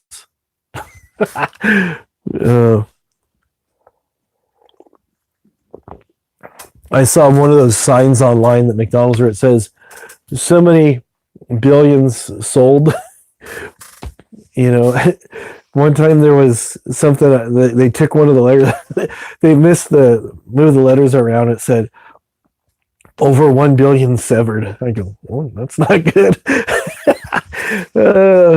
Severed, served, they just kind of swapped some letters. Anyways, that was that. Yeah. I thought it was funny. Simple Joys. I'll have to try to check them out. I know there's another guy, every once in a while he'll do one of those the Jack TV games. What is it? Fibbage, I think one of them's called. I forget what the other one's called. There's a couple other ones that they do, and sometimes I'll sneak on there, start talking for a bit, and if they need an extra player, I'll jump in. Let's see, RC, the painter guy, Conklin. I guess he was friends with Pam and Rick from the porch, like a while back. It's hard to keep track of who's friends with who. It's like it just keeps changing. So I'm like, I don't even bother. It's just like I go somewhere, I talk to somebody. If they're fine with me, I don't look at like, okay, who's in your posse? Who's in my? It's just like, You know, I'm here. I'll interact with you. I'll be fine, and then I'll leave. That's kind of the feeling I got. It's like sometimes everybody will be like all good, and then this will happen, and people separate, and then the little group over here they separate, and one group goes back to the other group. It's like you need like you need a dry erase board to keep track of who's in which team. It's like Game of Thrones. It's like which house is aligned with the other house. You can't. Yeah, they're tough to watch. Yeah, I was subscribed to the daughter for a while, and I'd go on there when I see him live. I'd just pop in for a few minutes, say hi. But it was just I don't know. It was just like I said. I see people who are on there. I'll go in there for a couple minutes, say hey, Then if it's like if I see there's like drama or something somebody's talking about, it's like all right, have a good night, everybody. Solve the world problems on your own. I'm gonna go play my guitar. It's just yeah. It's just, and then some of the people that are fighting, it's like you hear about some of the stuff that people are bringing up, and it's like, yeah, I kind of remember hearing something about that like 2 years ago, I think. Somebody told Pam she had ugly shoes, and so and so was gonna buy some shoes. It was like, but there has been some funny stories, like the handbag that the cat peed in. It's like, it's still funny. It's like, I know it was meant to be like something for an auction or something, but obviously the cat used the purse or hand, whatever it was, as its personal litter box. Anybody in their right mind would go, I'm going to have to find a replacement or just refund the people their money. This is not right. So for them to send it off, and obviously, it's like, I don't know. If you can't smell the cat pee, you gotta go see a doctor because there's something wrong with your nose. Because when a cat pees, you can smell it almost the next county over. It's like, if you have cats, you know what I'm talking about. It is that strong. You're just like, wow. But yeah, that cat pee handbag was like, wow.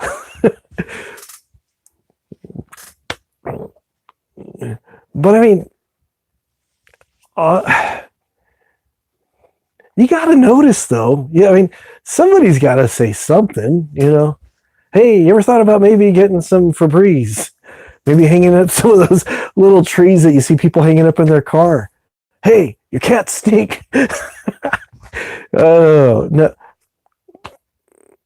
I mean, but like, you got to know something's not. I mean, if she sent it, wouldn't she like look at the bag and go, hey, why is this thing wet? Why is there cat turds in this purse? I mean, how could you not know? And then if she took it and had it boxed up, and it still would have been seeping through the box unless she used heavily perfumed packing peanuts or something. Yeah, exactly. Oh man, that guy was funny, Chris Farley. He reminded me a lot of John Candy, another guy who was really funny. All the funny guys are gone. Yeah.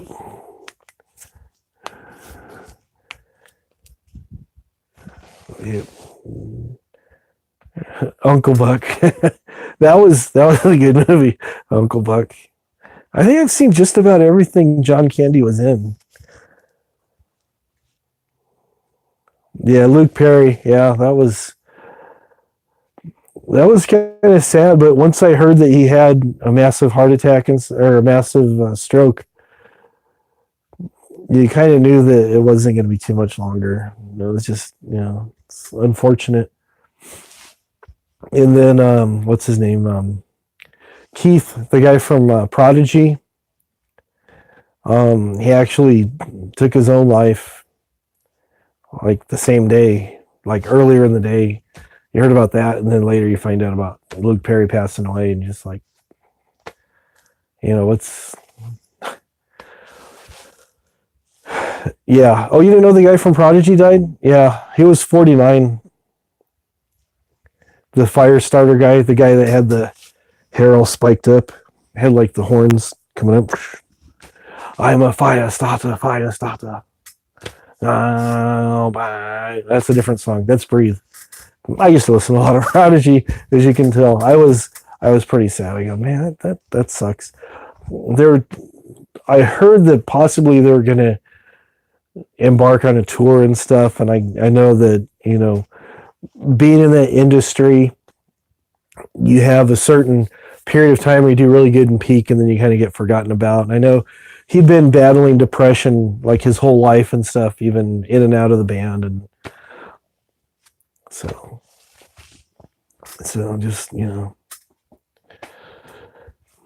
it's life ain't easy. That's for sure.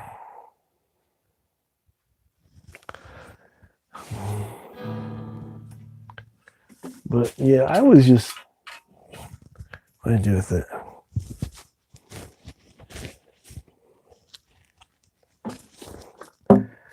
I haven't played this thing in such a long time.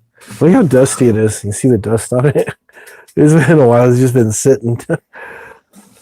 I was leaving it out, so I go, oh, okay. When I'm doing something, I'll just pick it up and play it and stuff. You're fine. I appreciate the fact that you felt comfortable enough to share what's going on in your life with us.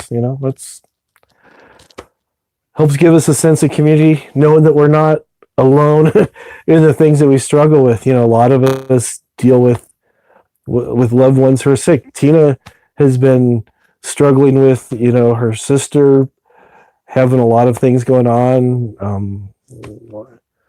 And her husband, Steve, passed away, just not that long ago. And so, we all go through stuff. It's part of life. And it's good that we can, talk like this and know that we have each other's back. We can relate as we go through this this crazy thing they call life. It's just and I'm not trying to make light of anything that's happening, but it's just, you just try to make it through the best you can, and remember to pray for everybody. And if you see somebody on Twitter or Facebook or whatever social media, if you have interactions with other people, it's good to just say, hey, how's it going? Been thinking about you. Yeah, your sister Rachel's been going through some stuff, but she definitely has angels watching out for her.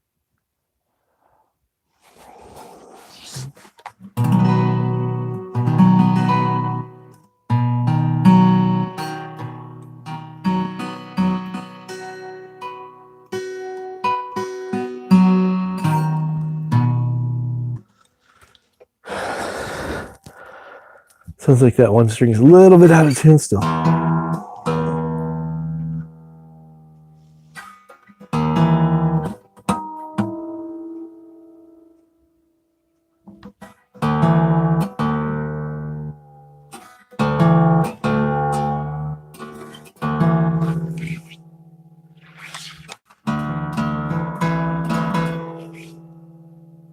There we go.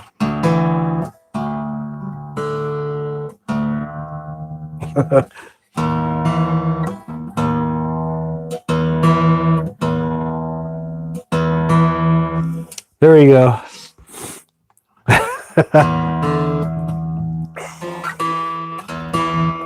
I do know that.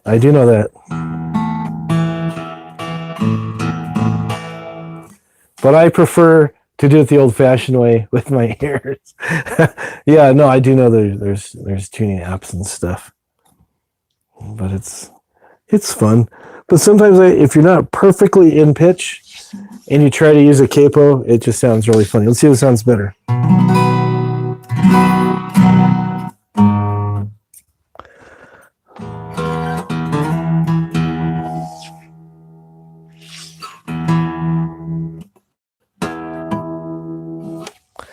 Yeah, it sounds better. Yeah, and if you don't have your capo exactly straight, it kind of bends the string, makes it a little bit sharper, flatter. There we go, that's better.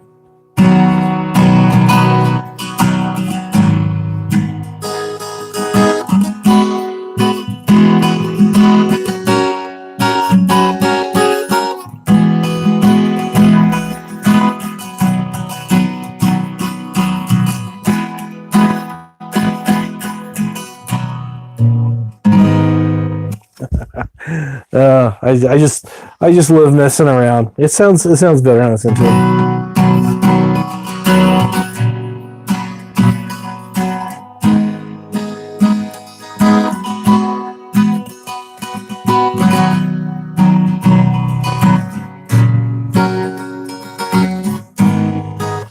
Yeah, one chord's kind of weird to play. If you know anything about guitar, it's a G chord to a F sharp,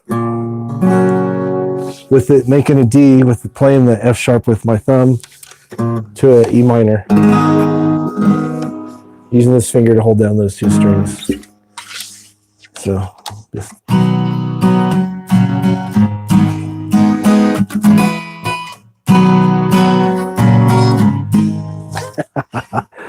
yeah, earlier I was just messing around. I was going.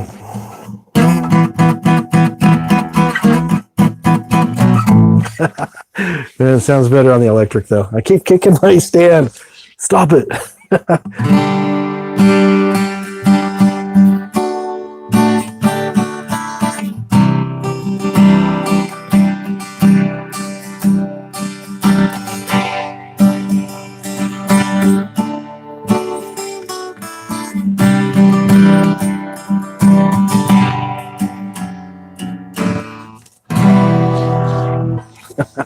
It's been a while since I've actually played this thing.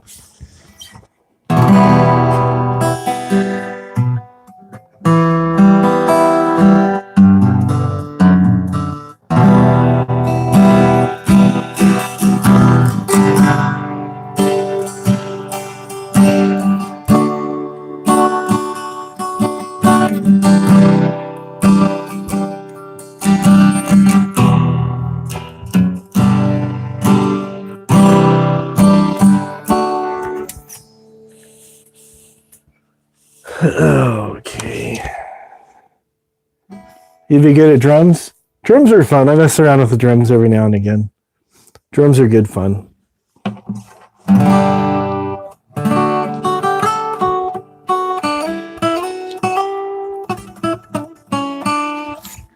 So I like playing. Sometimes it's fun to play the acoustic because it just kind of, holding the guitar against your body, it just kind of vibrates and resonates and helps you, just kind of mellows you out. And then other times I get up my electric out here in the garage and I turn it up really loud and hit the strings really hard. It's good. Oh, sorry to hear that. Yeah, it's just something I enjoy doing. I'm not very good at it either, but I just enjoy doing it. So it's like,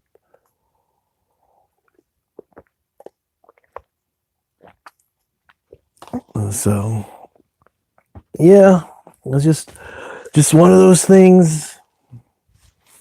Find something you like, you enjoy doing it, and it's like sometimes I'll start playing and I actually like will get into like a zone and I lose track of time, and it's just like, oh wow, where'd the time go?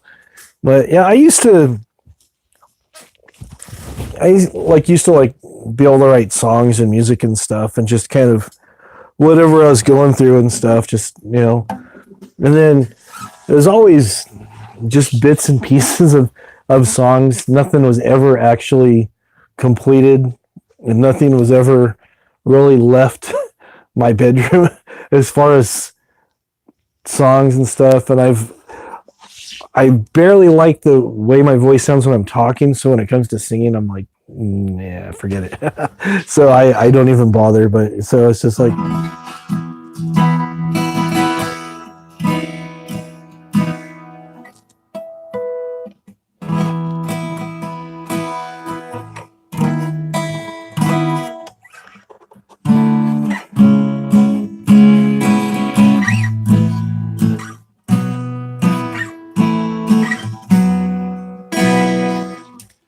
But yeah, I got a weak little cut on my finger.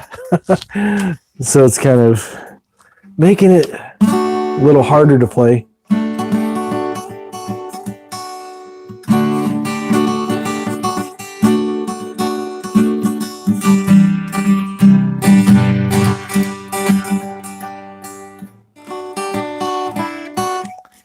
Welcome back, Red.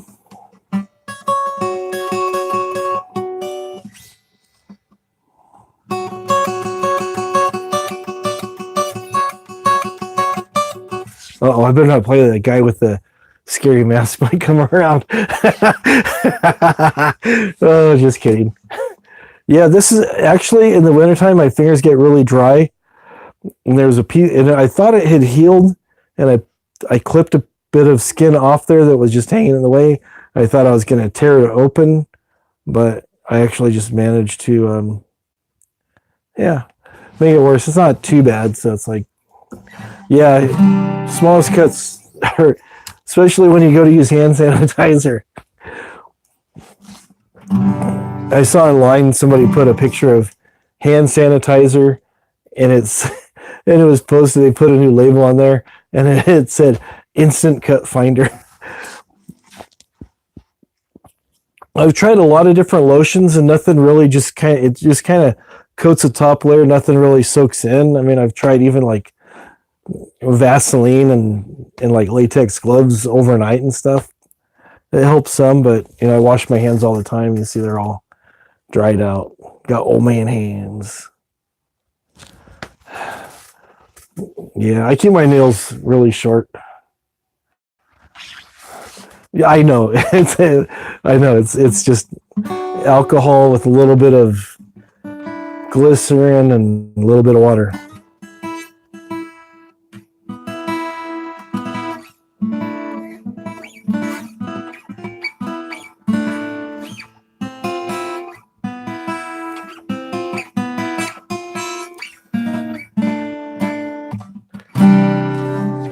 Yeah, I've tried the Gold Bond. I've tried the stuff that they recommend for eczema. Starts with the E. I forget what it is. It's over the counter stuff. Tried Jergens, tried Pond's, tried Cornhuskers, all the other ones. I can't think. There's a bunch. there's like a bunch of different ones that I've tried, and it's like none of them really worked. So I was like,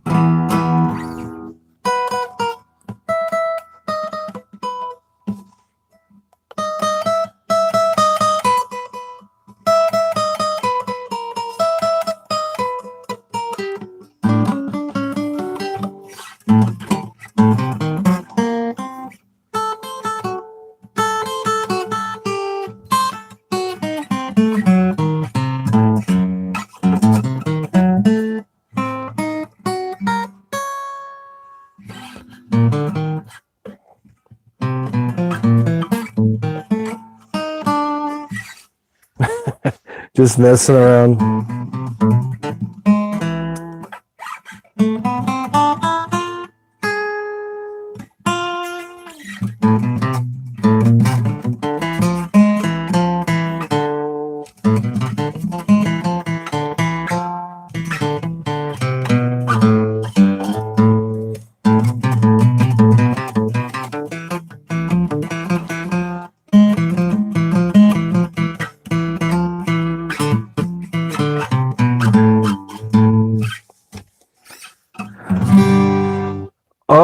Thank you. I've tried aloe too.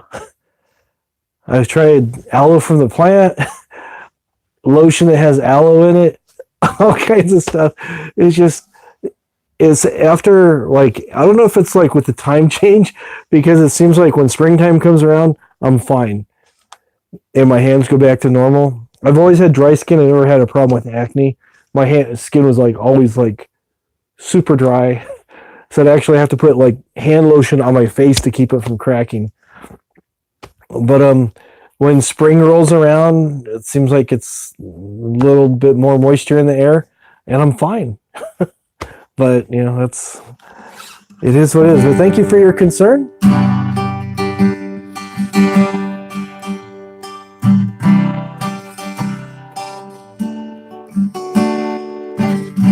I'm just a man with dry hands.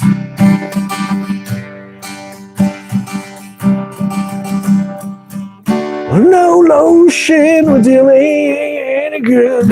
I don't even know what I'm doing. Oh.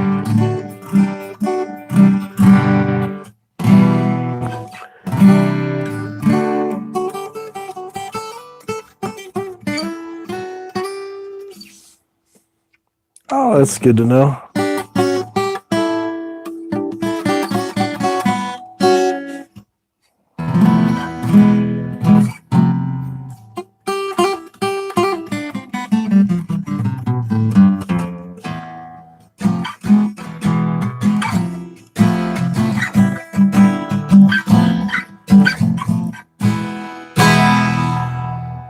Sand Hand Man.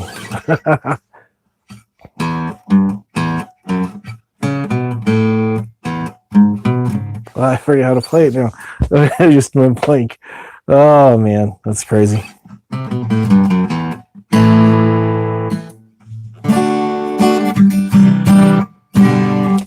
Yeah, it's just every once in a while you get like a split. It's looks a lot worse than it actually is. It's just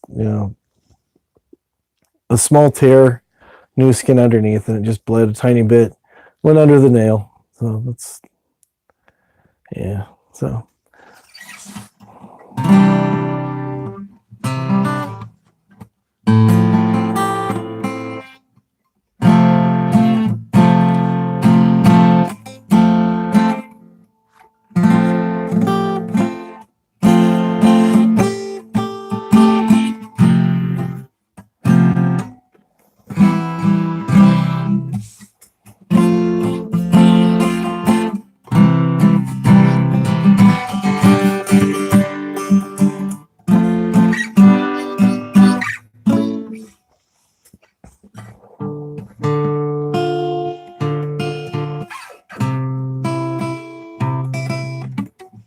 All right, have a good night. I think I'm going to wind this down because I